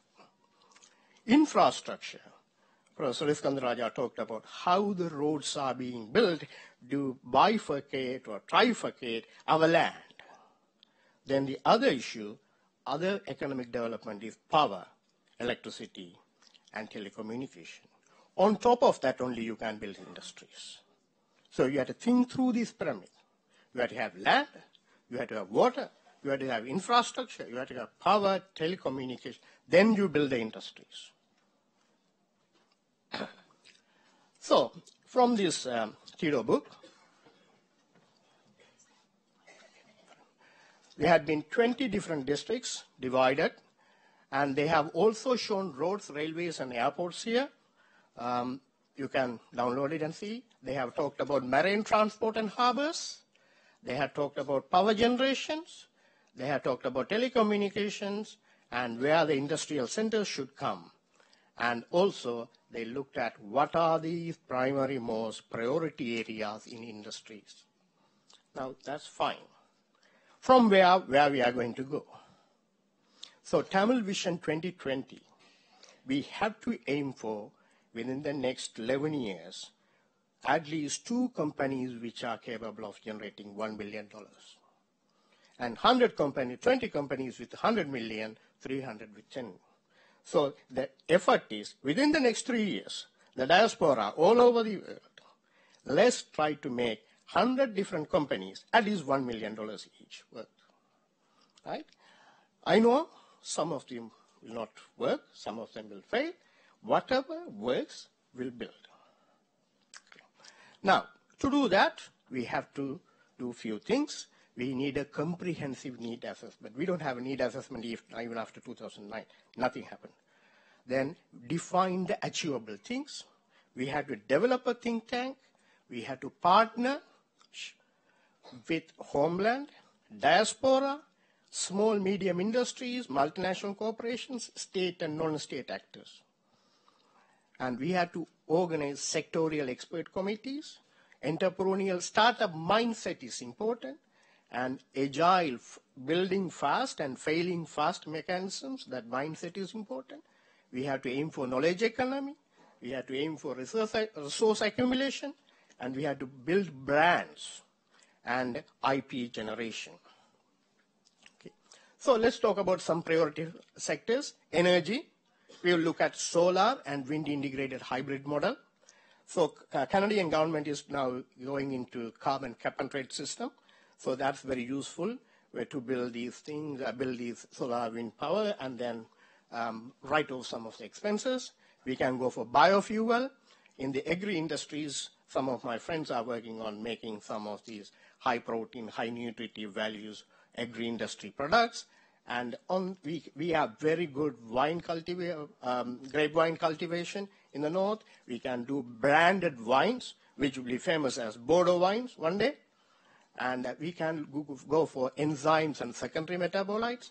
On computing, we have thousands of our people doing ITs and computer science. We can go for Bangalore-style IT services.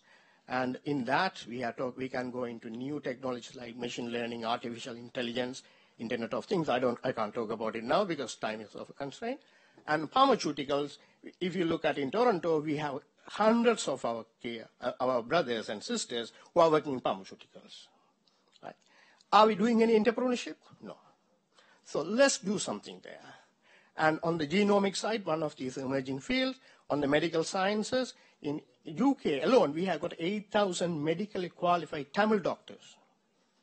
How many entrepreneurship, how many medical businesses have come out of it? On accounting and back office, in CRA here, probably we see hundreds of Tamil accountants working on that. And precision engineering, manufacturing, and one of the last important fact is shipbuilding. We built, for Sea Tigers, built their ships, stealth ships, very high quality stealth ships, equivalent to what US Navy was building. Now we had the technology. Where is it gone now? Okay. Now that's fine. This is one of the projects I am doing currently, sequencing Palmyra, very close to my heart. And we are doing a whole genome sequencing. If any kids or any younger generation is interested, talk to me. And I have a job ad. Any of you know MSc who wants to do an MSc in computer science with U of T, who will do in the interface between computing and biology, please contact me. My address is there.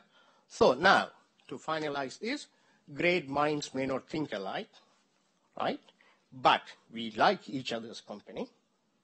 A brilliant idea in isolation is not enough to create a real breakthrough. To do that, Adamban Kodiyum Chirandal Mudukku. Nandri.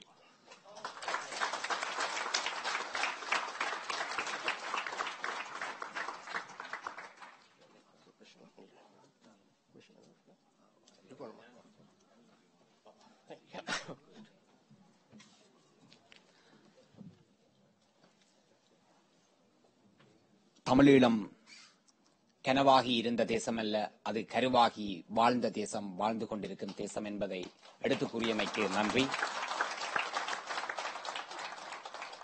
Thank you, Dr. Gnani, for your wonderful and needful presentation. I think the very important points, 3 points, of course, most of the important points that most of you have already noticed, but I would like to mention the 3 points that post-2009, the Tamil diaspora, or as a whole, the Tamil nation, do we had any comprehensive need assessment about either economic development or even what happened to during the war, about casualties or disappearance or anything like documenting and archiving, where we failed or still we have time to do it.